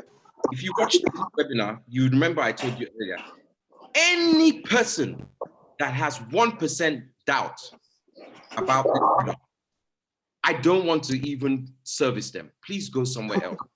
No, seriously. Yeah, I guess it. When Noah was telling everybody that there's going to be a great flood, they were laughing at him. Oh, this one is crazy. How many prophets in this world have been speaking? People said, this one, I don't follow this one. Do you understand? I cannot save the world. I can only preach. Do you understand? And hope that you take heed. But I'm not here to save the world. I'm here to save those that want to be saved. Those that know better, and they could have a better alternative, feel free. I never do. I'm not selling this product. That's the difference. I'm providing a solution. Some people are selling this. I'm not selling market. This is not market for me. I am. Yes, we're not in the market. Sure. I am providing a solution. You want the solution or you don't. It's your problem. There's no hard sell here. Only thing I want to talk to somebody about is how many do you want? Do you understand? Simple and plain. Because let me tell you something, like I told the man yesterday. I said, me personally, at this moment in time, I would go to all my friends and say, please, I want to borrow Naira from you. I want to borrow as much Naira as you give me. I will give you 10% on that Naira in 6 months' time. If you had done that 2 months ago, if you had borrowed 50 million Naira 2 months ago on 10% interest over the year, do you understand? Yeah. And you had now even, forget centi, it pegs the dollar. Let's say you had even bought physical dollar that went from 380 at its peak, was touching 430, 440. We're talking about 25% to 30%, if I'm not mistaken, right? Do you understand? How much would you have made on 50 million Naira? 25% of 50 million Naira. 12.5 million Naira in 2 months, less than 2 months. What is 10% annualized over 12 months? 10% annualized. 1.2% a month, you would have paid 2.4% interest on 50 million naira and made 12.5 million naira. It's a no-brainer. I would now told my friends, please, you know what, this our dealer, I'm not feeling too fat. Let me return your money. In fact, for the inconvenience, I'll give you 5% of it. Okay, yeah. Actually, we're working on a project. I'll just go straight out. We're working on a project. Franklin has been very helpful to the Numedics ecosystem project, and we are going to see how much we will leverage the Senti. It's awesome. We've been studying your white paper. We're going to come in as much as we can on Senti, and we will push Senti like our own project. We're going to be pushing it side by side because we see the value, because it's going to do good for us as a project, and it's going to do a lot for Senti as well. So nice, really nice talking to you, sir. Hey, take it easy. All right. So additionally, most in Nigeria here, what spreads the message really fast is what we call affiliate marketing. Okay, affiliate marketing is a system whereby, let's assume I take it. I have bought for myself. I bought for my family, but I want to take it personally. I want to drive this. I want to go into the market and I want to spread the good news. If it takes me paying for a hotel bill and getting people to educate them, if it takes me recharging my phone and running webinars like this on a daily basis, I will have to recharge my phone. I don't want to spend my Senti. Is there an additional benefit for me? You understand? For me to be able to recharge my phone, have enough data, pay for hotel bill, and launch out and sell as much and provide this solution to as many people as possible. Let me be honest with you, because I think we discussed this, earlier, and he's replaying it for the benefit of you guys. There's a very simple answer to this. No. You know why? Because every good product or service sells itself. That's the truth of the matter. It will spread like wildfire. And I tell you something, without putting one advert, without doing anything, our partner in New York, sitting in New York under lockdown, spoke to some a insurance company in Zimbabwe. They're in the process of purchasing 25 million Senti on a phone call. Do you understand? Obviously, these are people, Zimbabwe, they have been there. They have seen what happens. Maybe Nigerians have, they just tasted a little bit of the change they voted for. When the unfortunate thing is, when they said change, they didn't say whether it would be change for the better or change for the worse. Well, I'll leave you guys to be the judge of what the change has been. So the issue is, do you understand? Any good product or service doesn't need to be sold. It sells itself. Do you understand? Simple and plain. And let me tell you something. I've been involved in other business in Nigeria. I actually involved in a construction company. The amount of people who told me that they will go out to get, when I first came, I was very green. The amount of people who told me, "Sir, I will get you contracts." Frank will tell you, even one of Frank's friends said, "Why I like you is because you don't talk too much, you do action." A lot of the times, I follow my heart. I don't follow the numbers, the figures, this and that. I meet somebody and I take a risk because I just feel like being in business, being a businessman, there is certain calculated risks that you have to take. Do you understand? And now I have to understand that when I meet somebody and they tell me they're going to do X, Y, Z for me, I have to do a risk reward cost benefit analysis. Somebody has told me that, they are going to go to another state or stay there for 2 weeks and they're going to see the governor and they're going to do that. And maybe I'll have a contract that's worth 2-3 billion. The cost of this thing is costing me, 500,000 naira, 1 million or something like that. Do you understand? I did this a lot when I first came, cost on cost benefit, because if I go down there, I have a lot of other things to run. I need to be kind of based in Abuja because I've got things to do. So it's not worth my time. Do you understand? The risk reward. I'm better staying here, handling the office and handling the people around and take that risk. Let me tell you something. Not one of those people, not one, I tell a lie, one out of God knows, one came through with a little contract. In fact, if I minus the expenses it cost me for the contract that he came through, it probably wasn't worth my while. But at least I can just say I was even Stevens at the end of it. So Nigeria is the only place in the world where somebody goes out to market and it's on your expenses. You know, in Nigeria, a lot of the things work. I always say this is a turn everything on its head country, because things are not done like that in the rest of the world. Do you understand? After you've also paid for them to go and market, they still want you to, they still want 100% of the commission. In other places, they would minus the expenses and, do you understand? Take the balance. In Nigeria, that is your loss. Do you understand? Now they still 100%. So the simple answer to that is no. I'm not interested in all those things, because me personally, from my Rolodex of contacts, I can sell Senti. And remember, our first issue of Senti is 100 million, the equivalent of 100 million US dollars worth. 25 million has gone. I have not got on the phone yet to my own Rolodex of customers. I've got people who call me, say that they're looking for dollars because they need to get things for their factories. I know many industrialists in this country.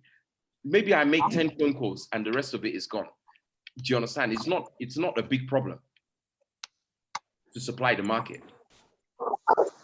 Our thing is this: who, you know, we call ourselves social entrepreneurs. If we do not support the young and upcoming, do you understand? We have done ourselves a disservice. Is it the Dangotes? Is it all the big names that will be servicing? Do you understand? We're here. Part of our ethical stance is that we want the youth to grow and have an opportunity. We're trying to ignite this digital revolution, the gig economy. We're trying to ignite a young set of Nigerian entrepreneurs. I said it, and remember, I said it. The next billionaire to come out from Nigeria will not be your Tony Olumunus, your Dangotes, along the same subset of people. It's going to be somebody that looks like this. Maybe not as handsome,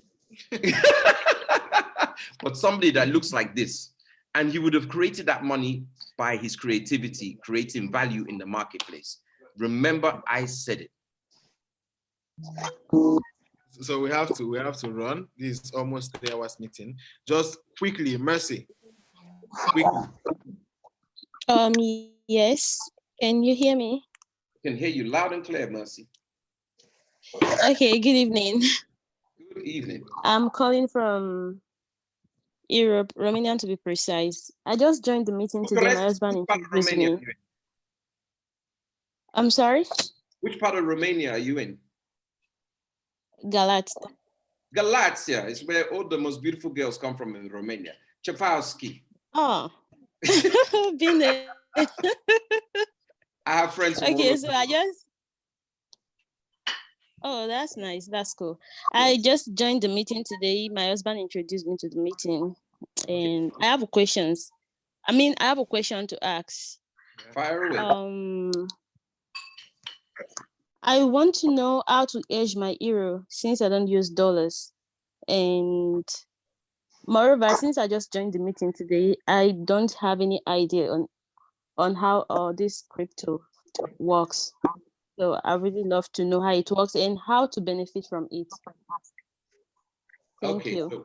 So basically the question is, how do you hedge your euros? So you're worried that, you know, the euros, due to the kind of current economic situation in Europe, the euro might devalue horribly, right? Yeah. Okay, well, what I would do is, you know, I think I personally would hedge my euros into dollars. I mean, you have a perfect solution there, Senti. Do you understand? I would put I would transfer my euros into a dollar-backed asset. Do you understand? Which is digital, which is decentralized, away from government intervention. The reason I say this is quite simple. Why does America have the strongest economy in the world?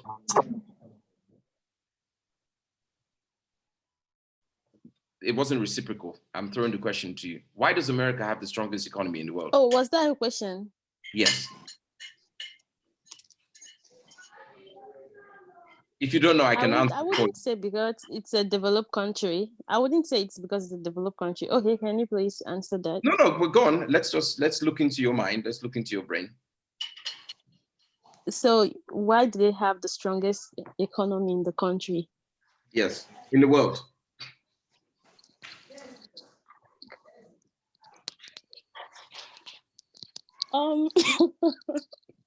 Like I said, I wouldn't say it's because it's a developed country. Yeah, America is developed, but I feel because they have sense of business and they have money too. Like they have the dollars. Okay, so let me step in and broaden all our horizons. So the simple answer to this question is, what are the majority of commodities in this world sold in? In what denomination? In what currency are most commodities? Gold, oil, you name it. All the commodities, majority of commodities in this world are all sold in dollar. So if America wants to buy up all the oil, they just print the money and they can buy because everything is sold in dollar. You see, and they say, in God we trust. When Gaddafi wanted to make problem for America by creating a currency, a gold-backed currency, he ended up with the AK-47 up a very unpleasant orifice in his body, right? Because anybody who challenges the dollar, they might as well have signed their death warrants. Do you understand? Because the day that America loses control of all commodities, majority of commodities being sold in the US dollar, that's the day America loses its power. And at the moment, we are having a global conflict between East and West, China versus America. Yeah, China, why is China investing so much money? China is holding so much American dollars. They don't want to hold the dollar, physical dollar. Instead, they're going on a spending spree and they want to buy things with it because America can decide to devalue its dollar and China's reserves go down by half the value, the purchasing parity, the purchasing power parity of China's money goes down by half because America can decide to, you know, to print so much dollar or devalue its currency that, oh, okay, now dollars go. Remember, I think during the last crisis, you know, dollar was basically 2 to 1. I remember, I was like, wow, geez, you know, dollars devalued so much against the pound. You know, they can do what they want because dollar is the most commonly used currency in the world. Therefore, it's the strongest currency in the world. So euro has tried to challenge the dollar before. As I said, I live in Europe, mainland and, you know, the UK. I was born in the UK. You know, I've traveled all over extensively over continental Europe. My children are half Dutch. Do you understand? I have so many Romanian friends. Benny. I have, you know, I think it's a wonderful place, wonderful people. You know, and, you know, the euro itself, you know, as a currency has, you know, has faced many kind of critical junctions. You remember how long have you been in Romania? Up to 6 years. 6 years. We're in 2020, so you arrived 2014. Just before you arrived, we had the euro crisis where Greece wanted to leave the euro. Remember? Now. Oh, I wasn't aware, but I heard the story when I was in Greece. So a lot of countries before they joined the euro, not the European Union, the euro as in the single currency, the euro currency of Europe. They now were, you know, in times like these, they were able to devalue their currencies, which obviously increased exports because, for instance, if the pound is strong and the euro is weak, people will go, for instance, a simple thing like a mobile phone. Do you understand? People will, instead of buying Apple phones in UK, they will just suddenly start buying them all from Holland or all from you know, any country, any European country. because it's cheaper. Do you understand? So that now brings the influx of currency, which boosts your economy. Now, with all the countries having this fixed euro and their control with, the ECB, the European Central Bank, they have no way of getting themselves out of trouble, which is why England refused to join the euro. England said they're keeping their pound because in times of issue, they can devalue their pound, make British products more attractive. In times of, issues of other countries, they can strengthen their pound to give them more purchasing power. Do you understand? So a lot of countries felt that the euro robbed them of this get out of jail card. So going back to your question, if you want to hedge against the euro, as I said, I never do a hard sell. Maybe you can now invest into USDT, or you can find some kind of dollar-based assets to invest into that is also easily liquid. You can easily liquidate. Do you understand? And one thing, please, may I just mention? Coming from a legal background, we are not offering any financial advice. Do you understand? We are basically just giving our own personal opinions. Do you understand? Because we must make a disclaimer. We're not telling you to go left, to go right. You're just asking us questions and we're giving our own, very subjective opinions, in accordance with the economic and financial climate at the moment. Do you understand? So it's not, doesn't mean that we're telling you to do this, to do that. We must make that clear. Do you understand? So we don't fall foul of any regulators or anything like this. Do you understand? We're not here, giving financial advice per se. We are just talking about the current financial climate. We're talking about the crypto space. So just to make it clear for the recording. So go ahead, my dear. Okay. Thank you so much. It's quite enlightening.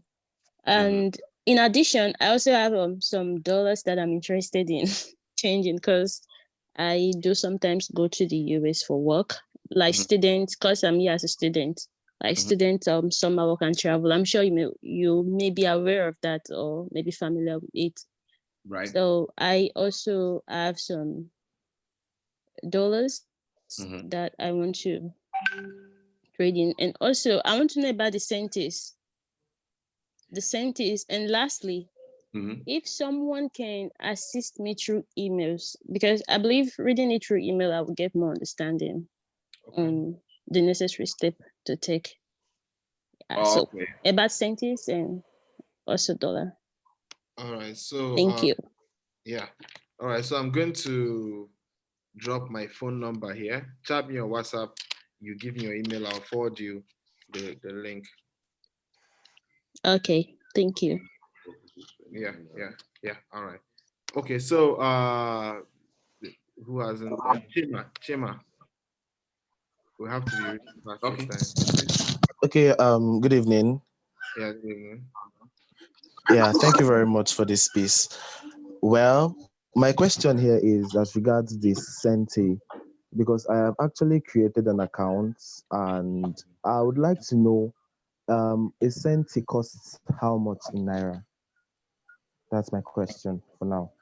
Okay, so basically, it's not a question that we can give a fixed price, because if you read the white paper, we say that the Senti is pegged to the US dollar, and it tracks the Naira dollar rate. So as you know, every day it changes. Now, when we say the Naira dollar rate, we say the BDC rate, so the Bureau de changes. So at the moment, of course, the BDC rate says 380, but there's nowhere you can get it for 380. So it's currently selling at a premium. It's selling anywhere between 405 and 430 at the moment, depending on availability, right?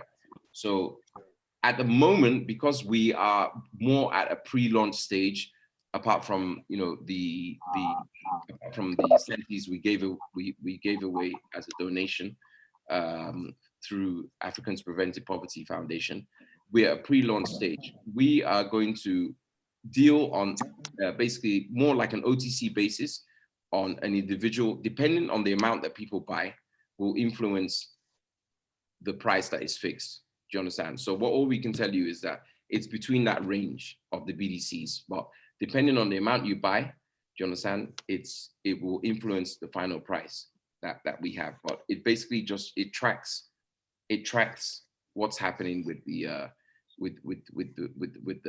Naira dollar pair. But at the same time, I did say to somebody as well today, and so somebody who must keep his promises. I did say that whatever the case, we'd always try our best to come in at a minimum of 2 points below USDT.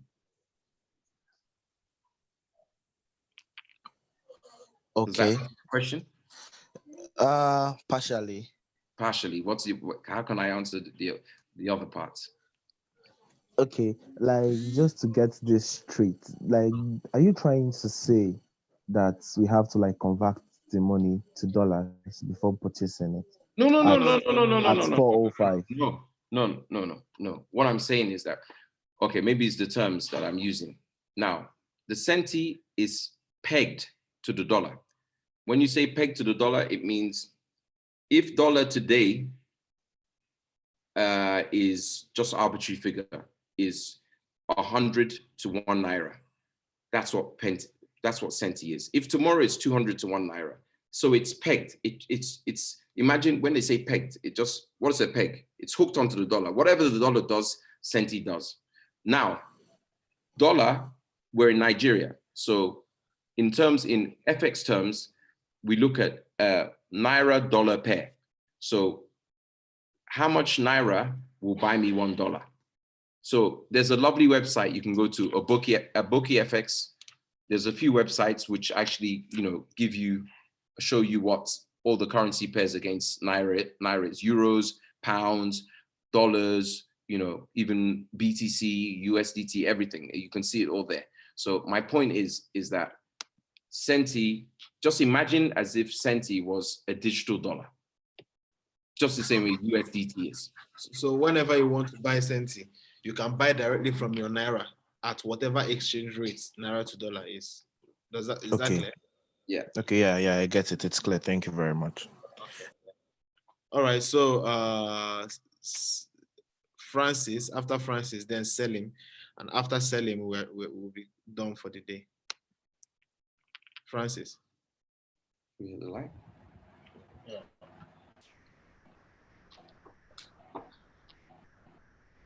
And the Lord said, "Let there be light." Yeah, go ahead. Good evening. Yeah, good evening, Francis. Okay, I don't have any question. I didn't join earlier, so for now, I just want to commend you guys on your efforts and your contribution towards our economy, and how people are making serious efforts on how to help situations, especially what we have on ground as of now. So I don't have much time to appreciate you guys. Thank you once more. You're welcome. Francis, thank you so much. The Francis. Lord be with you. And also with you. Thank you so much. Thank you. All right, so Selim, the last person, the last but not the least. Mine is a request, sir. Okay. I'll be requesting that you kindly bless every one of us that have attended these videos with some sentences, sir. Because we have been burning data even in this situation, like trying to gain more, though we are gaining from you guys, but really appreciate your effort. So, like, kindly bless us with some sentences. That's just my request.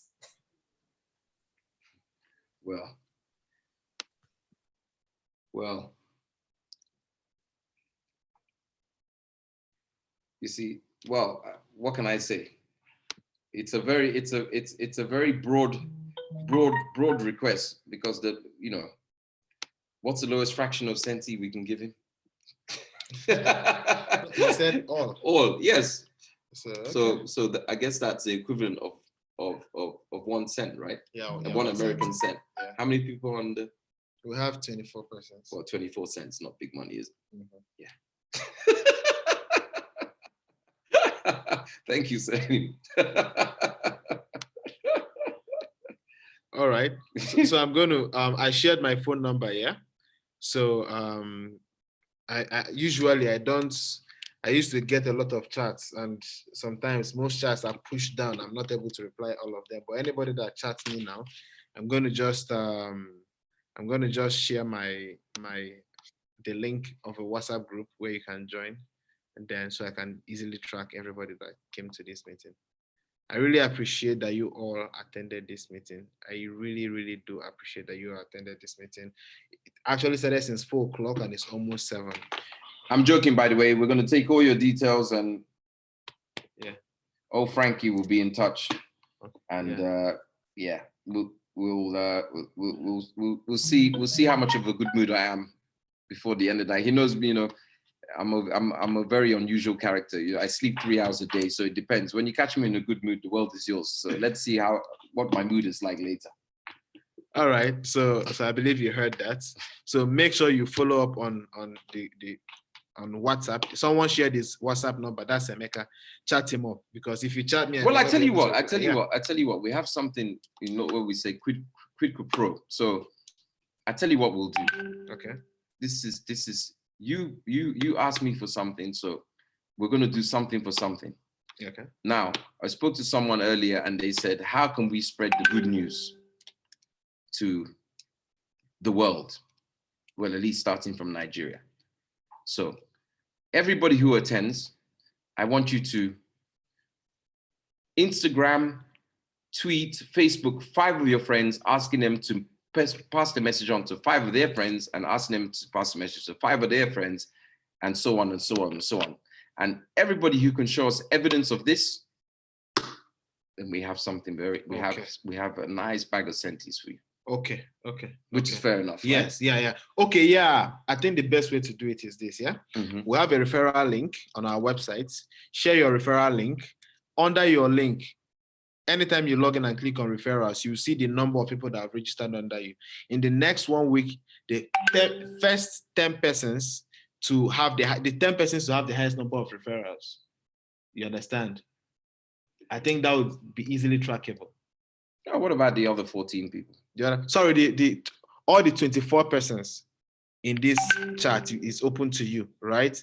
So in the next 1 week, let us see the number of people that have registered under you.